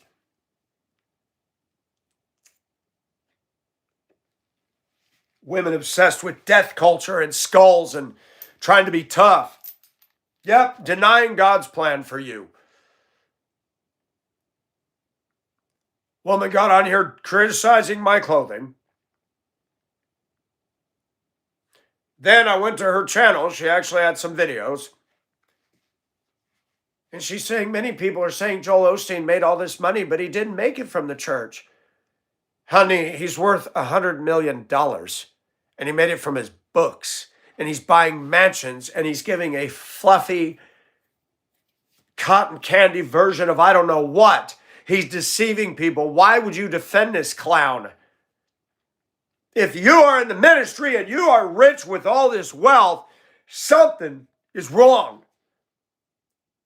The early disciples, the apostles, they died a martyr's death and they did not have rich bank accounts. You all say you want to go by scripture. Well, look at the lives of those that started the early church. Paul wrote his epistles in prison, not from a 17,000 square foot mansion, fleecing people. He said, I made myself a burden and nobody but worked with my own hands. You say you want to be scriptural? Well, follow that. And tomorrow is a big pagan festivity. I'm amazed at the Christians that jump on me for wearing this shirt, wearing a woman's top. And they quote Deuteronomy 22:5. And yes, that is what it says. But they'll defend Christmas. There's nothing Christ about Christ. Mass is Catholic. And we celebrate, I don't, but people celebrate this and say Jesus is the reason for the season. Jesus never said Merry Christmas. Not one disciple ever said Merry Christmas. The early church never said Merry Christmas. The word Christmas is not in the Bible. It's a Catholic construct. And American Christians are the stupidest people I've ever met in my life, even over an atheist, because they believe in this. And even atheists have told me, I'm actually shocked. I have respect for you, Michael, because you're a Christian. You don't celebrate these holidays. They're all pagan. Even I've done my historical research. And Christians like Christmas because it's an emotional, feel-good, traditional entrapment. And Jesus himself said back 2,000 years ago, for the sake of your traditions, you nullify the command of God. I've noticed again here in Augusta, it's holiday season and people are driving worse. I pulled up to a red light. It turned green. I went to turn. Somebody cut through the business and almost hit me. I'm like, really? Just to get around me. And then he roared down the road and all the brake lights went on because he tailgated. I'm like, I just went, there you are, buddy. There you are. And I still caught up with you going the speed limit. I look at that stuff. That tells me everything I need about your clothing, your lifestyle, your degrees, your trophy wife. When I see you doing that in your car, that's it. That's you. You're an idiot. You're impatient. You're going to break the law. It's illegal to cut through a business. But, you don't care. The ego in this country is so ridiculous. And look what it says about this man. A humble man of faith. This guy made Satan's minions tremble because he put his feet down to the ground, stood up against a tyrant in the country of. You got American men say, oh, I'll shoot Hitler. I'd shoot Hitler. You think you can get close to him to shoot him? You think so? Tough boy. Hitler's Gestapo is tougher than most American men are. We're so soft. We're armchair big shots. Calling every play on the football. You're not down there playing the game, but you know everything about football. Or you think because you got a truck that makes a loud voice that you're macho. It's called baby rattle. And you're like a kid in the high chair rattling your rattle. That's why you're doing that. Because you're insecure as hell.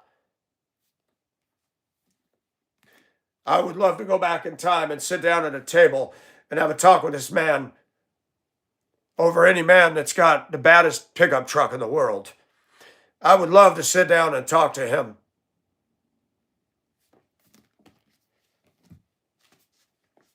A scholar, a man, a real man. He had a wife. You got Christians. They're worried. They're scared. They don't want to offend. And the church today is singing their silly praise while the cries of people going to hell are all around us, and they say, sing a little louder. Just like they did in Hitler's day. The Lutheran Church was totally ineffective. But one man said, nope, I'm not playing ball the way they play ball.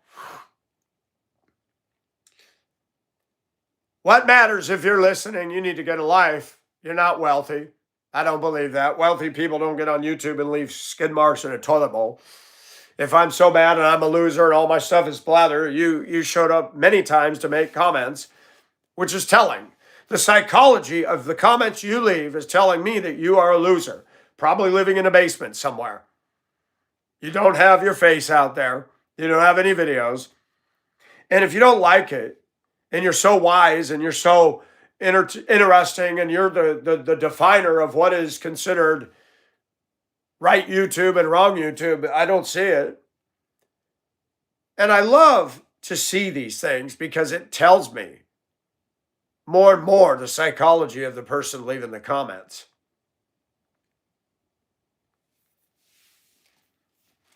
Everybody thinks they're an authority by the comments they leave. I had one guy get on here, you talk as if though you have authority.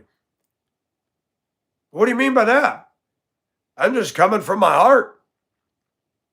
And then I read in the Bible, they saw that they were unschooled, ordinary men, but they could tell they had been with Jesus because they spoke as one who has authority. Did you know that, men? If you're a Christian and you're standing on the truth, it's not your truth. I get so tired of people, women like to say this, well, that's your truth. There's no your truth, my truth, her truth, she truth. There's the truth and there's the lies. Which side are you on? Well, that's your truth. Women, shut up with your stupid little meaningless phrases. My mother had a sign, and women do this crap on Facebook all the time. Mother had a picture frame, wildflowers in a wooden frame, in the bathroom.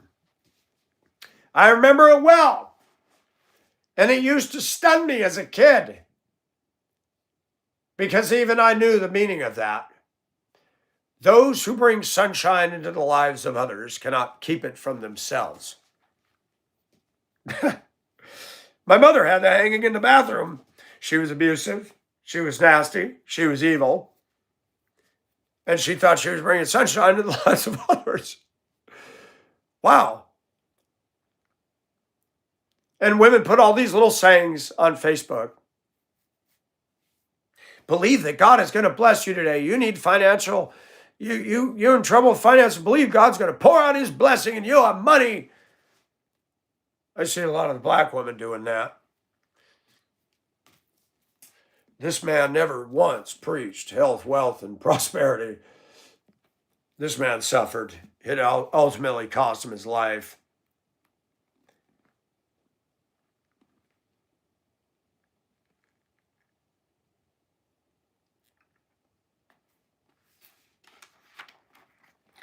September 1st, 1939, hours after the Nazis' unprovoked attack on Poland, Der Führer addresses the Reichstag.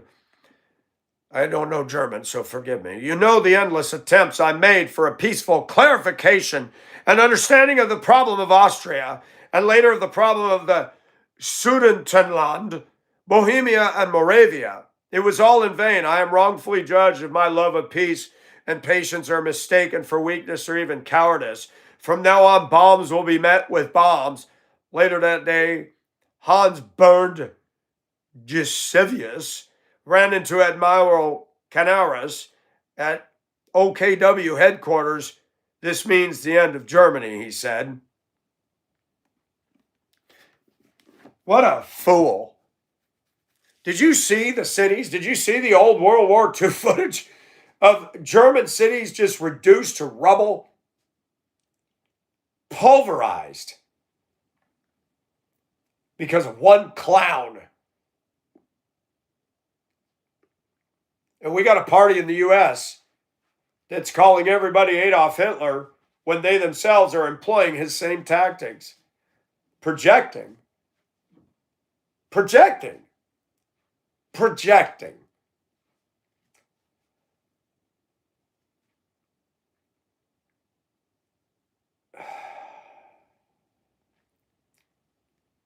I love being free to get on here and talk.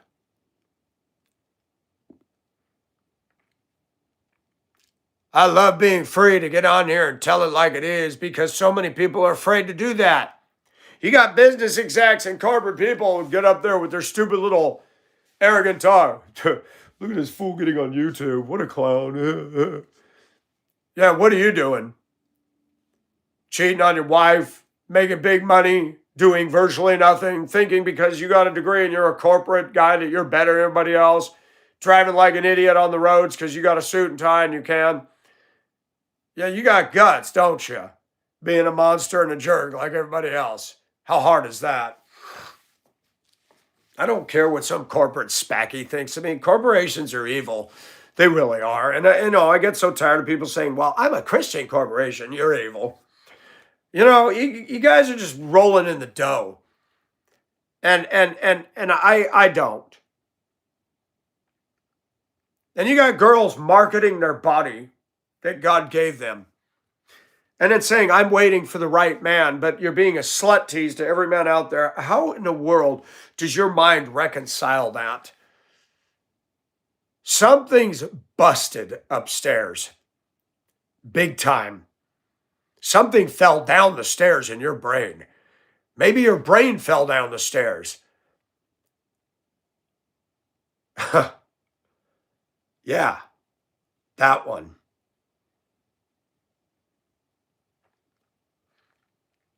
How about this one? All these men think that they're men. I dare every one of you trolls out there to get back to me and read this one. Read that.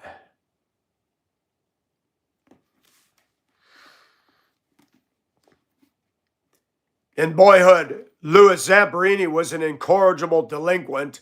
As a teenager, he channeled his defiance into running, discovering a prodigious talent that carried him to the Berlin Olympics.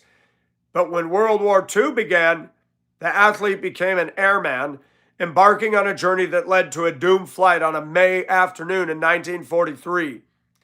When his Army Air Force's bomber crashed in the Pacific Ocean against all odds, Zamperini survived adrift on a foundering life raft. Ahead of Zamperini lay thousands of miles of open ocean, leaping sharks, thirst and starvation, enemy aircraft, and beyond a trial even greater. Driven to the limits of endurance, Zamperini would answer desperation with ingenuity, suffering with hope, resolve and humor, brutality with rebellion. His fate, whether triumph or tragedy, would be suspended on the fraying wire of his will. You know, he drifted across the Pacific to an island thinking he was safe, only to be captured by the Japanese on that damn island. You got to read about the guy that ran the camp, Watanabe, and what this man suffered and went through.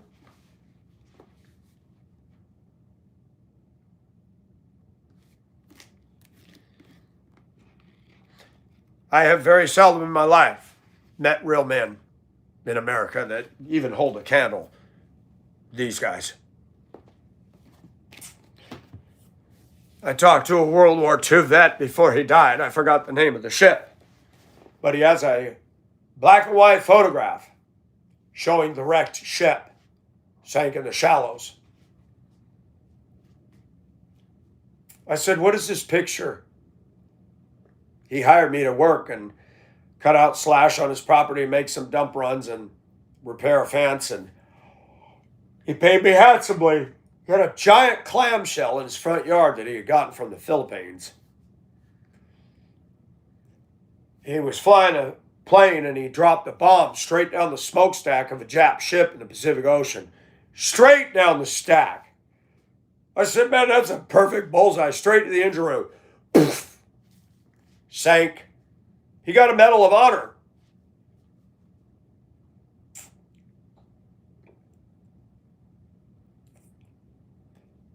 People drive around in their pickups and SUVs thinking they're tough.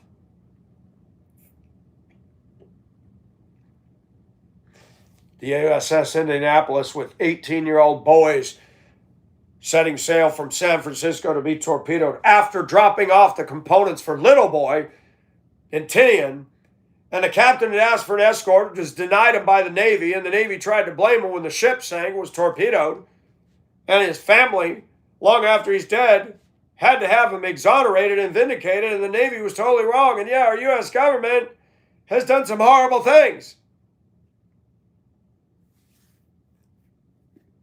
18 years old, jumping off the ship as it's cruising full speed, getting caught in the propellers, jump in the water, the oil leaks out, the fuel oil, and then it caught fire and they were burned and killed. And the ones that survived were eaten by sharks. And the ones that survived all that, yeah, they fought for our country. We got a lot of pussies in this culture today. They talk big, they cuss, they threaten, they shoot. I'm going to tell you something. You beating up people that are no threat to you physically and shooting people, you're a coward and a chicken, and you got major mental and spiritual problems. I'm talking about these people that are killing people and violence in our culture. You get mad at something, you're going to go shoot up a mall or shoot up a school. You got issues and you need help. And the Democrats trying to ban guns. You're the problem, party. You're the problem. You're exonerating fools. You're elevating clowns. You're elevating criminals. You released them all in 2020 and COVID. You're the problem, not the guns. You don't give unstable people a weapon. You stop voting Democrat and you read stuff like this and stuff like this, and you read the Bible and you get your mind changed and you stop believing the lies. Don't solve your problems with violence unless it's an absolute last resort, people. Solve it with the Word of God and with the wisdom of God. It works. It works. It works. And if it's your time to go, it's your time to go. You're going home, Christian. Why do you want to loiter around down here any longer than you have to? But don't be foolish and speed your exit. Walk in the Spirit.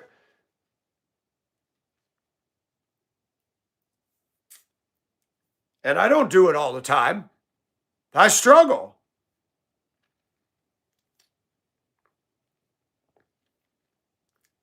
I'm glad I've read good books by men who've been through way more than I ever have, and I whine like a baby when I go through stuff. We all do.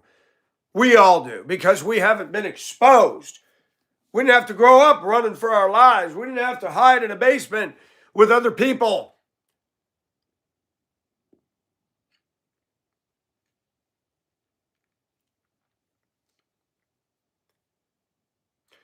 I wonder as I wander out under the sky.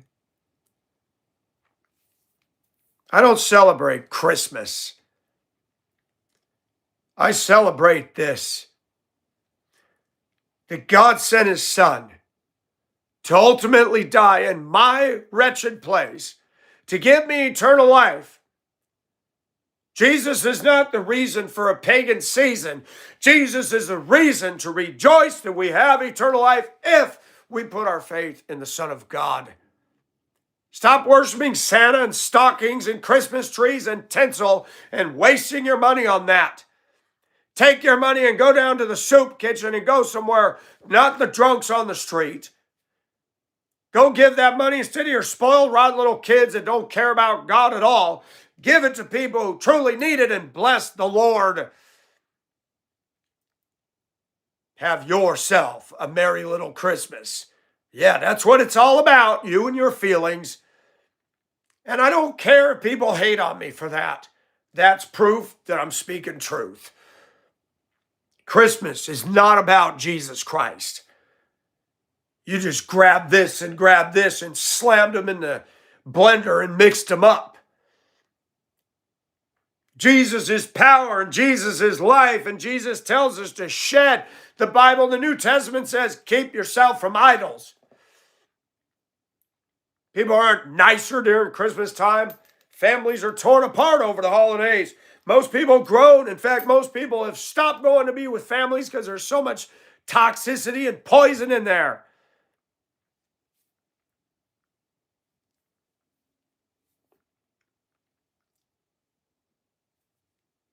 I like being alone on tomorrow. It clears my head. I don't have to have people look at me weird because I'm not saying Merry Christmas and wearing little jolly red white hats. I'm sorry. My faith is deeper than that.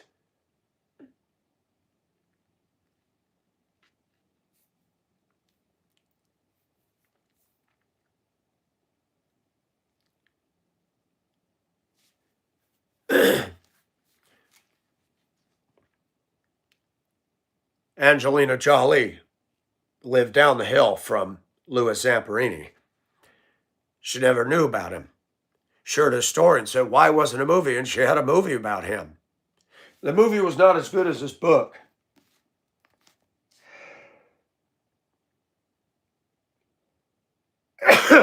Excuse me. Waiting for the sneeze that almost never came.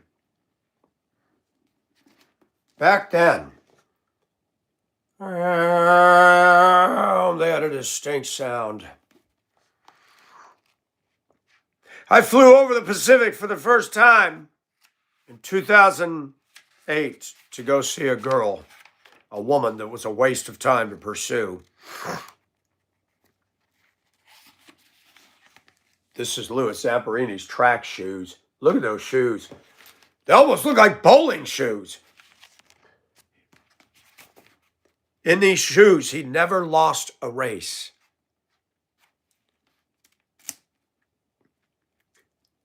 The end of this story has hope because Louis got saved.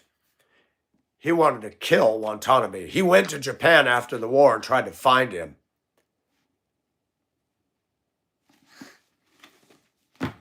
God broke through his anger, saved his soul. Men,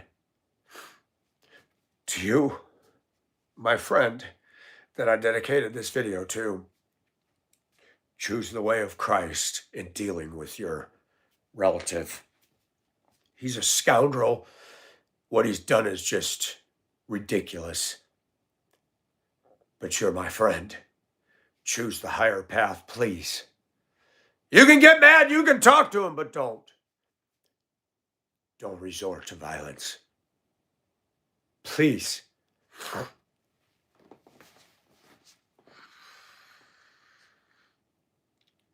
Christians do not fight that way. He didn't come with a gun. He came with the gospel. The world fights with weapons because they're scared, fearful.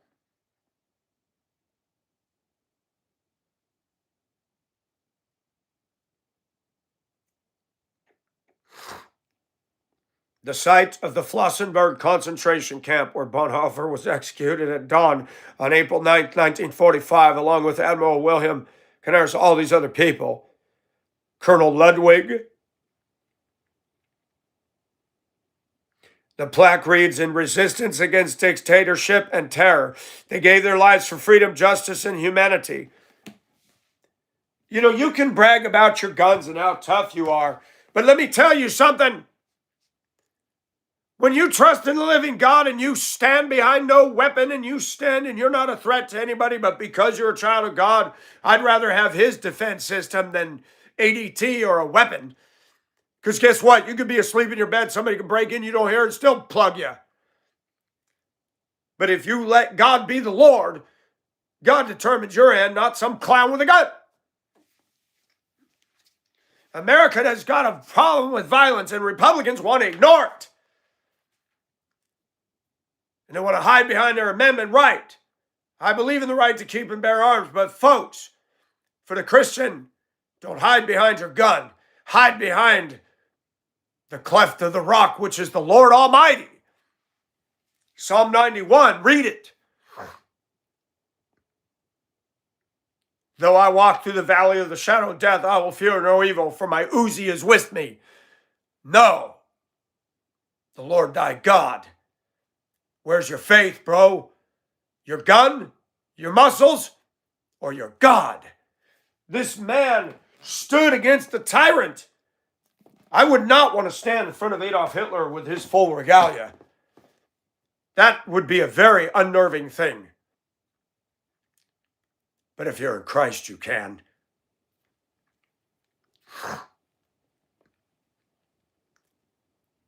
You're not seeing these people on YouTube that talk about God and the Bible. They're not talking like I am because they're not me and I'm not them. So before you criticize and you come on here, Ag Gillespie or whoever you are, you're going to hurt your channel dressing like that. Okay, then I hurt my channel.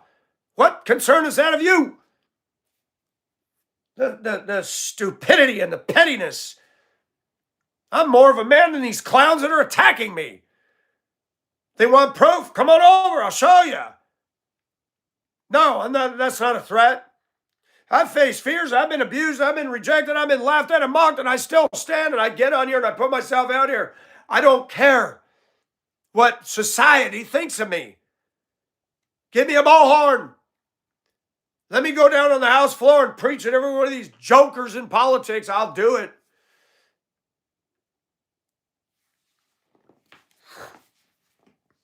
I don't care what people think of me. I know what I'm doing.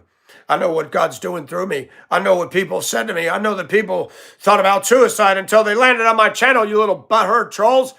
You little skid marks in a toilet. Who are you saving? I know a grown man that was considering suicide. And he found my channel and got hope. I know a man and a woman that went out and bought Bibles and started attending church because of my channel. And they came, both of these couples came and visited me. And one of them said, even if he'd have dressed like this, we would have gone to the restaurant. If anybody said anything, I would have stuffed them. I said, you would have been embarrassed? No. Because we know who you are. You little morons that get caught up over a piece of fabric. He's wearing a women's shirt. WTF, WTF. Clowns to the left of me, jokers to the right. Here I am, stuck in the middle with you. What are you doing? You quote your scripture. What are you doing for God? Nothing. Coming on my channel, attacking me, and feel like you've done your Christian duty for the day. Are you serious? Get a life. If I'm such an idiot and a loser, then be gone, flies. I don't play with flies. My own son even laughed at me one day. I went nuts. I was cooking cabbage in Colorado and I didn't know the vent that went up from the stove, there was no screen. Man, I cooked that cabbage and my son couldn't say fly. He'd say la. Sitting in the high chair, I'm cooking my cabbage and feeding him at the same time in a narrow kitchen in Lakewood, Colorado. And he goes, la. And the minute he said that, I'm like, where?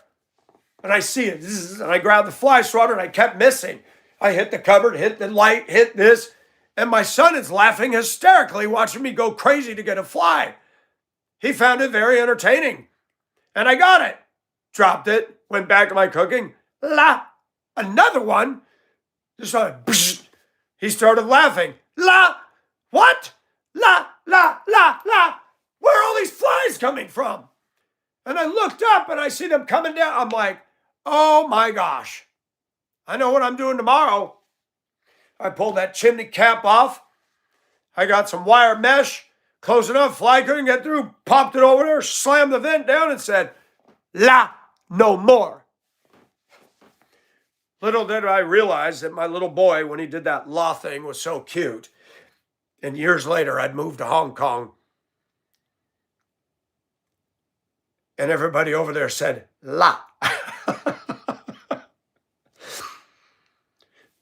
I remember when Tata, when I'd leave the flat every day, you going out, la? Yes, la. Okay, la. And I started doing it when I dated a Korean woman in Denver. I said, la, you there? Why do you call me la? And I told her, and then she started doing it. It's contagious. I guess it's like that stupid eewoo. I don't say it anymore. I say it to myself sometimes. I'm like, okay, la, you blew it again. Get it together, la. I love going to other cultures. It's fun. It expands your brain. People come on here and say I've got mental problems. I do, because I live in a mentally retarded society. You're right. I do have mental problems because you know what? I'm not the smartest man in the world, but when I look at myself and I get out there in society, I realize I'm doing pretty good. I look at the way people drive. I look at the way they treat each other. I look at coworkers. I look at all the people that laugh and mock at me. And when you get up side by side with them and see them face to face, they're nothing burgers, complete nothing burgers. And they're just lashing out and acting out and getting revenge because they're hatred and they're jealous or they're convicted. Psychology 101, when people are hurling the insults at you like this, you must be doing something right. Boom! Can I get 200 likes for this before I close? I got to go to work today. Thank you, every one of you. This was good stuff today. This is educational stuff, not just blather. Charlie Brown's teacher. You can go back and listen to your wah, wah, wah somewhere else. This ain't wah, wah. 197, look at that. I want to see that like cash register. Ding, ding, ding, ding. I wish my channel had the bells and whistles like the old cash registers back in the day. Ka-ching. You see me pimping you for money, but if you feel so inclined, cash tag Pacific Ocean Asia 77. If you feel so inclined.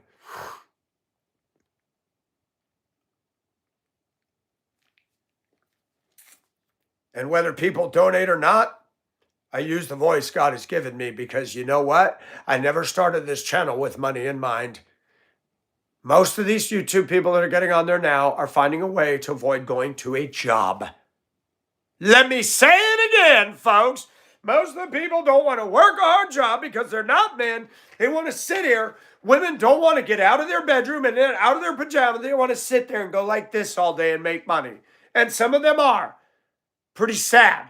No, I'm a man. I go to work and I pay my dues and I pay my taxes. And if God chooses to make me rich through this, praise his name. If he chooses not to, praise his name. If he uses me to reach people and stop them from committing suicide, if a young girl or young boy comes on here and say, you know, this guy's weird, but he gives me hope. Praise the name of God.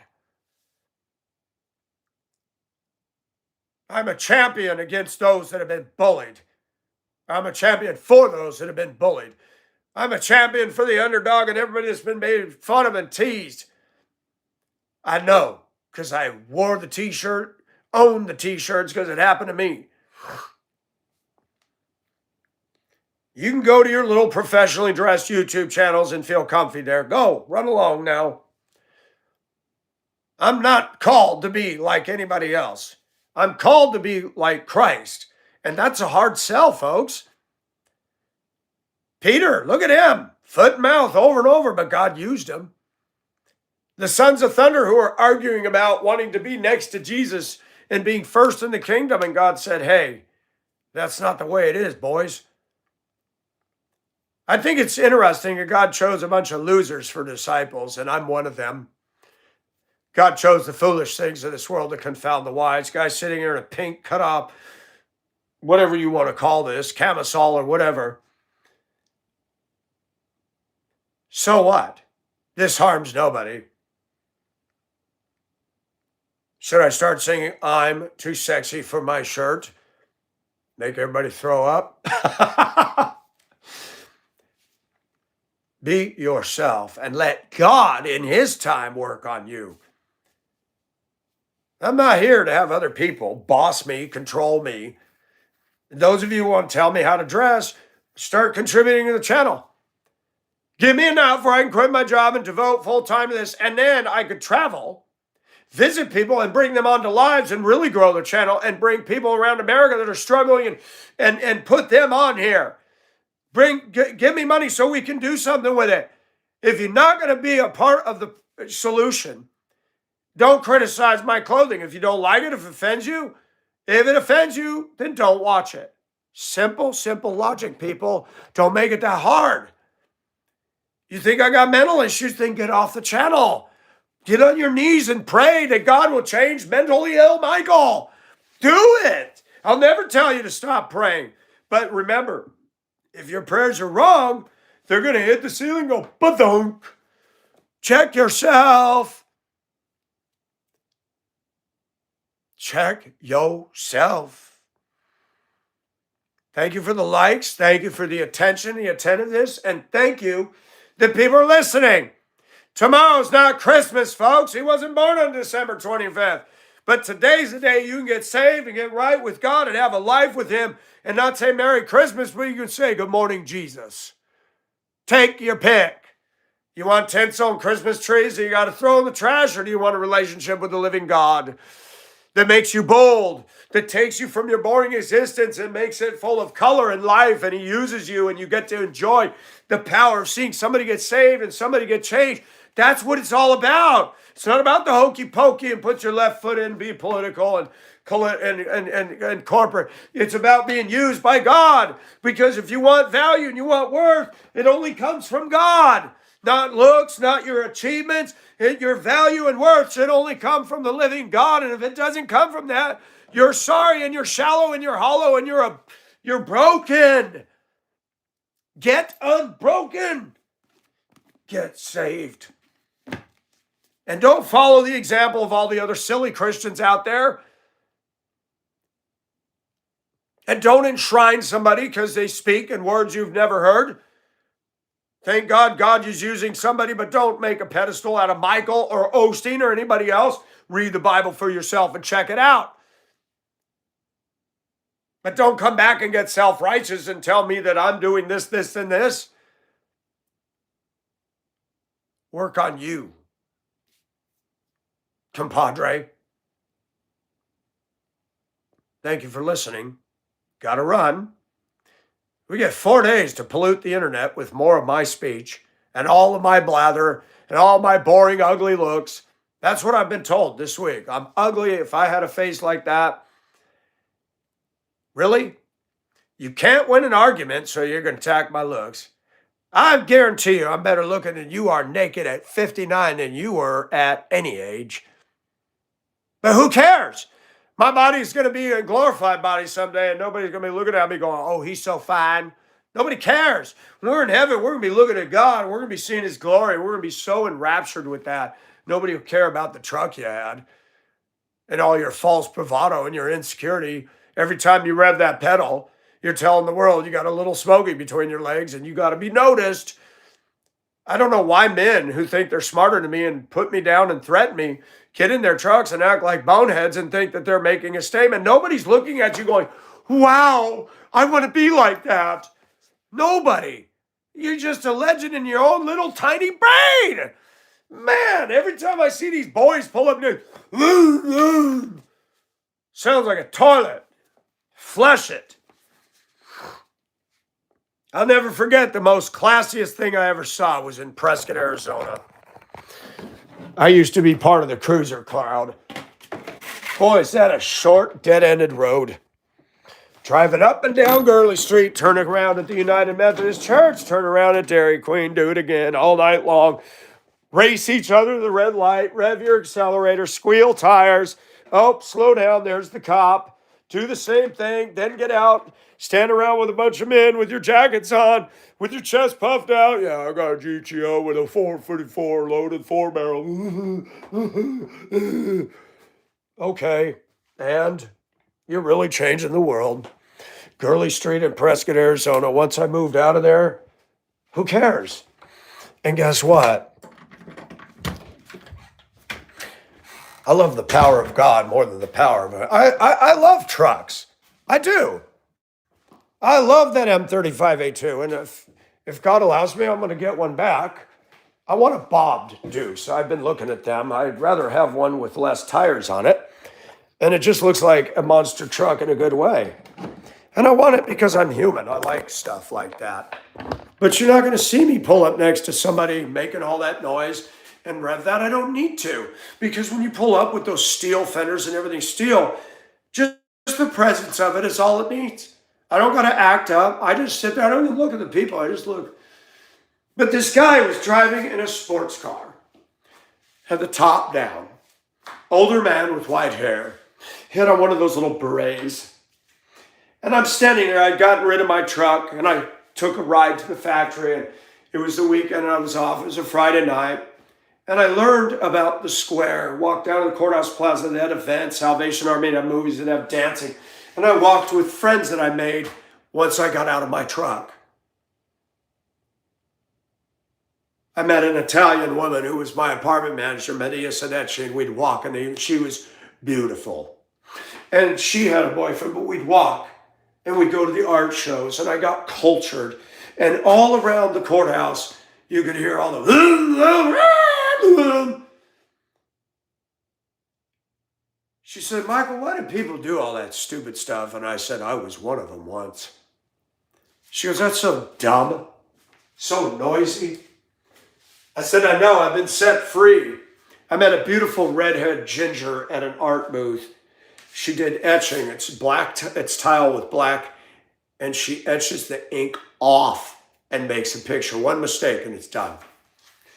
She was drop dead gorgeous, freckles, beautiful. She was an artist.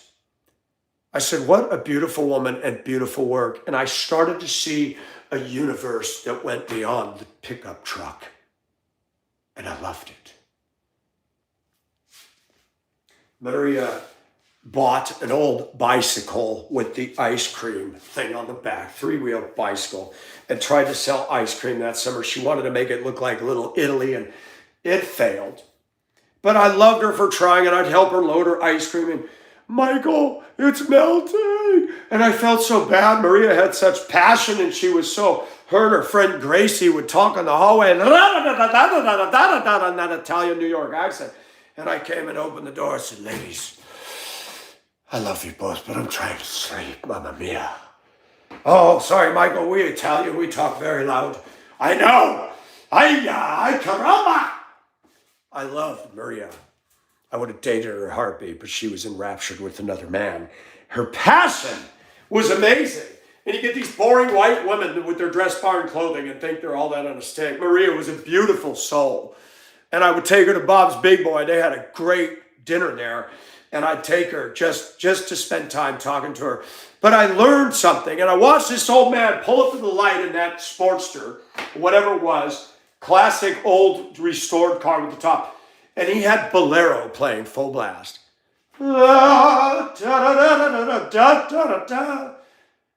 Da da da da da da da.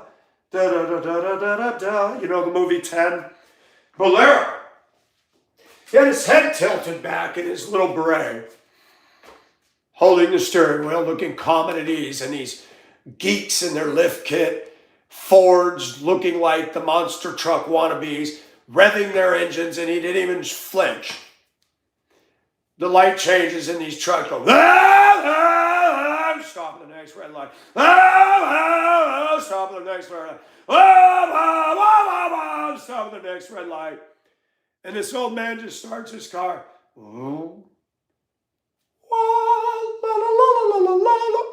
What a contrast. He's at peace. He's in a classic. And he's at peace. And he's in control of himself. I want to be like that man.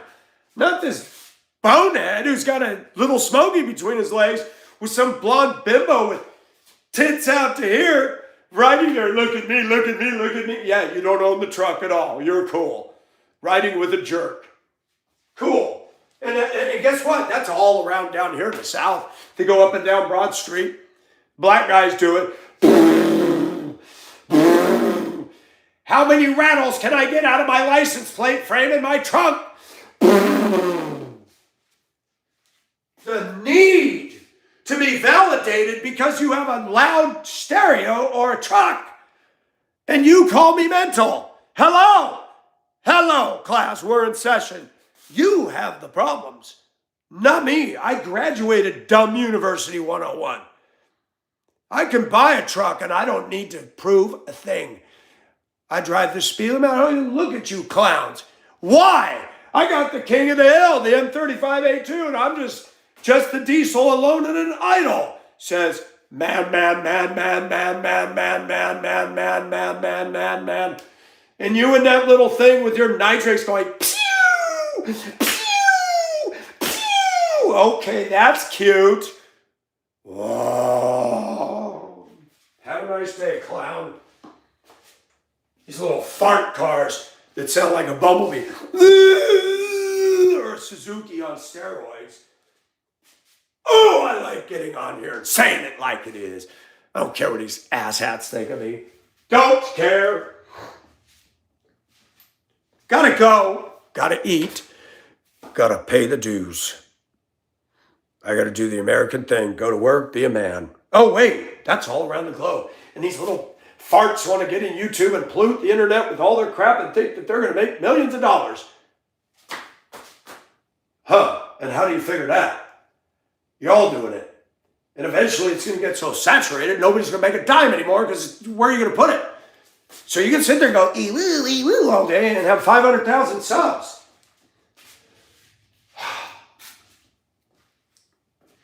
I'm 59 and I'm still alive and I'm still having impact. No, I don't get the accolades. I don't get all the subs and I don't get all the things like some of these channels do. But guess what? They're not transforming the world. They're not reaching people for eternity. They're not getting people to think. I gave you 2 books to recommend, Readers of the Month Club. You know, I try to bring education. I try to bring passion. What are these people doing? Nothing. Mental trash.